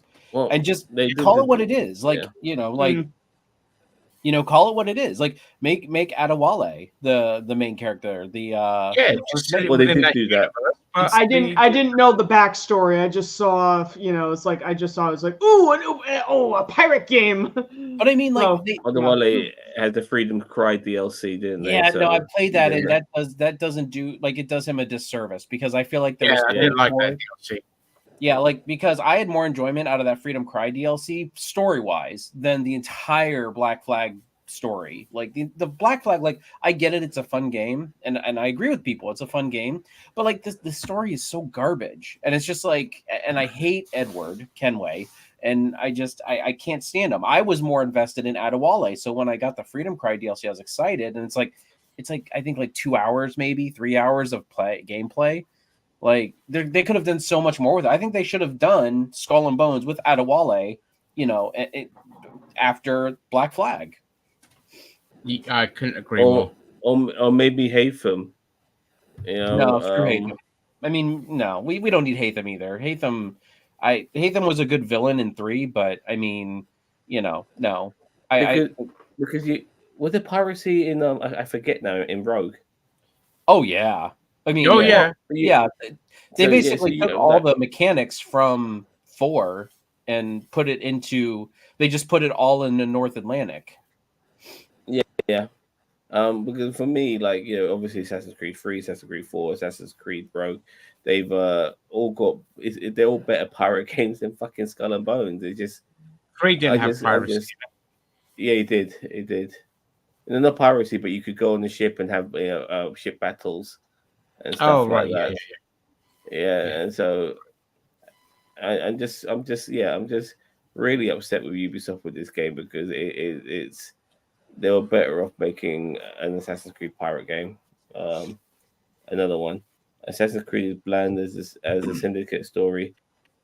Yeah, well they've stretched it so fucking thin now. You know, I like with the modern day, but I felt like I honestly don't remember the story. I honestly and truly don't. I loved Evie and Jacob set in London. Well, I know it's set in London. Like I remember those aspects, but I'm talking story wise. Like I don't remember like what the actual story was. I just remember loving Evie and Jacob. I like doing the gang riots and stuff like that in the streets. And I think the premise was simple, wasn't it? It was just that, you know, just basically build a gang up in London to overthrow the big bad factory workers or something. It was gangs of New York, but in London. Which I'm fine with. I enjoyed the. But it got boring. I enjoyed the train base. Like, you know how you could turn your base was a train and you could upgrade that. I liked that rope thing where you could just shoot your rope and then you could just pull yourself across, and then you could also use it to slide down. You know, to that was for me pretty cool. But that was also probably the most modern of the Assassin's Creed games. Technically, I think there was there either a DLC or some kind of add-on that took place during World War I in London, but I think it was Assassin's Creed. Assassin's Creed Unity had a little bit of a World War II moment, which was where you fight on the Eiffel Tower. But in Assassin's Creed Syndicate, you play as Evie's granddaughter. Yeah, in World War One. In World War One, and you meet and you're fighting. You know, you're fighting on Tower Bridge, and you meet a young Winston Churchill. Yeah. Honestly, I mean, great. That's where the series should have gone after that. I really hated that it went. I really hated that it went back to Origins. I hated Origins so much. Me too. I hated Origins. Most beautiful level design, but I hated the game. Yeah, I wanted something in the 20th century. I really wanted like maybe Cold War Assassin's Creed. I want Assassin's Creed. Assassin's Creed Cold War. I mean, come on, it's like it writes like itself there, like a James Bond style, you know, style assassin. Yeah, like give up. Like, I mean, I know the iconic hood and everything like that, and you can use that maybe when you're doing like infiltration. But like, yeah, like a James Bond, like infiltrate. Like, you know, there's times where you're in a suit and tie, and you still have your hidden blade, but you don't have all your other weapons per se. Like, you know, like all the crazy weapons, you know, like, but all you have is your hidden blade. They did that really well in Assassin's Creed Liberation. You know, you could have the 3 different outfits, and like some of them had different outfits. Oh, I love that game. Like, I think that's another one that just got shafted. You could play as the high society woman, which gave you no mobility whatsoever. But you had your hidden blade, and you could get into anywhere. Yeah, and you also played as the slave, and you also played as the assassin. I love because you could approach any mission with any style, like of those 3. Like, you know, I think with the slave, it was like all you had to do was like be carrying something or something like that, and then like you could kind of walk around, but you still can't be too suspicious because you're a slave, you're supposed to, you know, do what you're told and stuff like that. So they would actually have characters walking around telling you to do something, and if you didn't, then you would start to be suspect. And I'm like, oh, this is just so good. Like, it was just a good variety of a game. And I know that it was on, I think, PS Vista, I think, and then they brought it to the PlayStation. But no side-scrolling games. No, I don't know. Well, there was the side scroll. I own those. I think I bought them for like $5 on a Black Friday or something. I've never played them. No, right. What was Liberation? Was that was a PS Vita one? That was one of the first handheld ones as well. Yeah. It's set in the piracy era. So in New Orleans. Yeah, another one. Yeah, I liked it. I really enjoyed that game too, and the first female main character assassin technically, because it was before Eevee, it was before Odyssey and Valhalla, and I think did Origins have a female main, or was it was only Bayek, right? No, but you only have Bayek, but you realize like Bayek's his partner, she was like fundamental to the beginning of the assassin of the Creed, so to speak. Yeah. So yeah, I Liberation was a great one though. I love, and I think there was a mission where her and Connor teamed up. I think it was a DLC or some kind of bonus mission, which I thought was really interesting. There's a really good fan fiction story of Connor and Arno teaming up to find Shay. Yeah, I think I remember good. talking It's about really that. good. Yeah, I Patrick recommend Cormac. it. Yeah. So, and I did like that playing as a Templar. That was Well, also the really story good the as well. story in Rogue was just so amazing. I love Rogue is my favorite Assassin's Creed. Mine too. That's my favorite one. I honestly felt like it was a little short, but honestly, it like didn't overstay its welcome. But still, like it took every aspect of Assassin's Creed prior to that, like story wise, even like mechanics wise, because you were able to build up New York, and you were also able to like do piracy, and you were also able to hunt, and it's like it took literally everything from all of like even the Ezio trilogy and everything like that, and it kind of combined it into one game. It was just so good. I love Shea Patrick, man. And then on top of that, he's kind of the bridge between Arno and Arno and the Kenway trilogy. It's just like Kenways, like everyone says That the opening Ezio trilogy scene is the best. I'm like, no, like no. I love the Ezio, but the Connor was not Connor. Shay Rogue was the best one out of the lot. And for me, it's Black Flag, but I do enjoy the opening scene on Rogue where like he's running through the town and it's all fucking falling apart. Was it an earthquake, a volcano, cannon fire? I can't remember. No, that's not an opening scene. That's in Lisbon. Yeah, Lisbon. I was gonna say that's in Spain, right? No, Lisbon's Portugal. Yeah, you're right. I'm sorry. Yeah, Portugal. Yeah. Yeah. So, but that was great because there hasn't been a scene like that in places. Me. Your mic was cutting out a bit at some places, or was it? Okay. No, I heard it too. Yeah. You heard it too. Okay. Just let you know. But Listen, anyway, they haven't had like a scene like that in the Assassin's Creed game in a while. That Lisbon scene. It'd be nice if they could add more stuff like that. And now they're like doing all this other stuff. With Assassin's Creed Mirage was a callback, so to speak, but it wasn't. It still had elements of like modern day Assassin's Creed, which I didn't necessarily appreciate. It's. I have not played Mirage yet. I just have not. I couldn't find it cheap enough, and I'm like, if I find it cheap, I'll get it. But I'm like, no, I'm not. It's kind of like Odyssey. I've never played Odyssey either, just because it never interested me. And I mean, come on, like it's the Greeks. Odyssey for me, the Greeks. Come on. No, listen, I ain't played Odyssey. It's got my people in it, but I just don't give a fuck about the new style of gameplay. I just don't like it. No, but that trilogy of new gameplay of Origins, Odyssey, and Valhalla for me. I played all three. Odyssey's the best. I disagree. I haven't played Odyssey, but I disagree. I like Valhalla, and I know you guys didn't, but I think honestly, Zam, for you, I think you were saying that the character was just boring. Oh, go ahead. No, it's not the character, but like what you have to do in order to progress in the game. I thought to myself, I don't want to keep doing raids. If I have, I just want to play some more story, but I can't play more story unless I do a shitload more raids.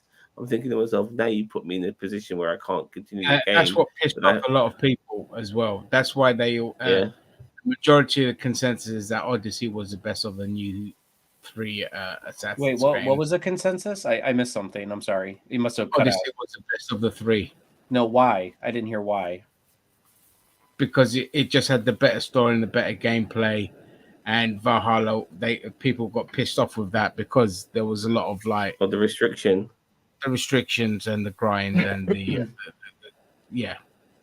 The raids were so awful. I hated playing them, and like I want to be a fucking assassin, but no, I'm this fucking guy doing combat all the time, and like I hated it. You get spotted so easily as well. Being Assassin's Creed at that point. Yeah, I mean, and I see your point. You're 100% right that it did not feel very Assassin's Creedy. So I concede to that fact that you're right, but I really feel like you should have played as female Eivor because everything kind of. I played as female Eivor, and everything felt more better. Like everything felt more natural going from because if you're playing as a guy, like it is your basic B Assassin's Creed. I'm this big hulking guy, and I'm gonna run around. It's like with Eivor, she's just so with female Eivor, she's just so badass, and I'm just like, oh, she did. I don't know. I loved playing with her. So Assassin's Creed Odyssey is the only Assassin's. I mean, that trilogy is the only time I played the game twice, because the first time I played it, I actually played it as a ruthless motherfucker, and I killed nearly everyone and anyone and all my bonds and shit. The second time I played it as the nice guy, and I realized how different that game was as the nice guy because I had so much more family by the end of it. I didn't kill off all my fucking family members. I didn't kill off my real dad, or my fake dad. My fake dad, yeah. And I didn't kill off my stepbrother. I didn't kill off my sister. I didn't kill them. I kept them. And so when we had the dining room scene, I realized, shit, there's a dining room scene with just me and my mum, and now there's a dining room scene with all my fucking family, but I didn't kill them. You know what I mean? So, yeah. Well, I plan on. Go ahead. I thought you were done. Go ahead. No, that's it. Yeah, I'm done. I'm done. I plan on my gaming channel. Eventually, I plan on doing all the Assassin's Creed in chronological order, not in release order.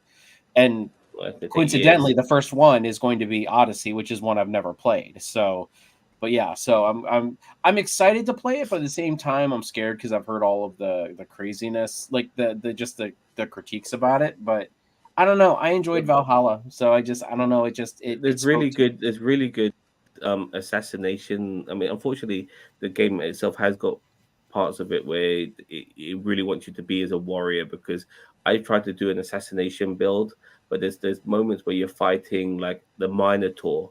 You're fighting the actual Minotaur, and having an assassination build against the Minotaur in an actual one-on-one fight is not very good because you're not doing enough damage to him. You end up having to change my fucking, reset my shit, fucking give myself on the fucking warrior build so I can fight the fucking Minotaur. Wait, why are you fighting? Which is really annoying. You're fighting a Minotaur in. I thought Assassin's Creed was kind of steeped in reality. No, unfortunately, no. You have to went off rails. The Greek gods are part of the Isu. The Greek gods are the Isu and stuff like that, and they've created all these other things as well, like the Medusa and like the Cyclops and like the fucking Minotaur and stuff like that. So that's like in Valhalla when they say all the Norse gods are technically a part of the Isu as well.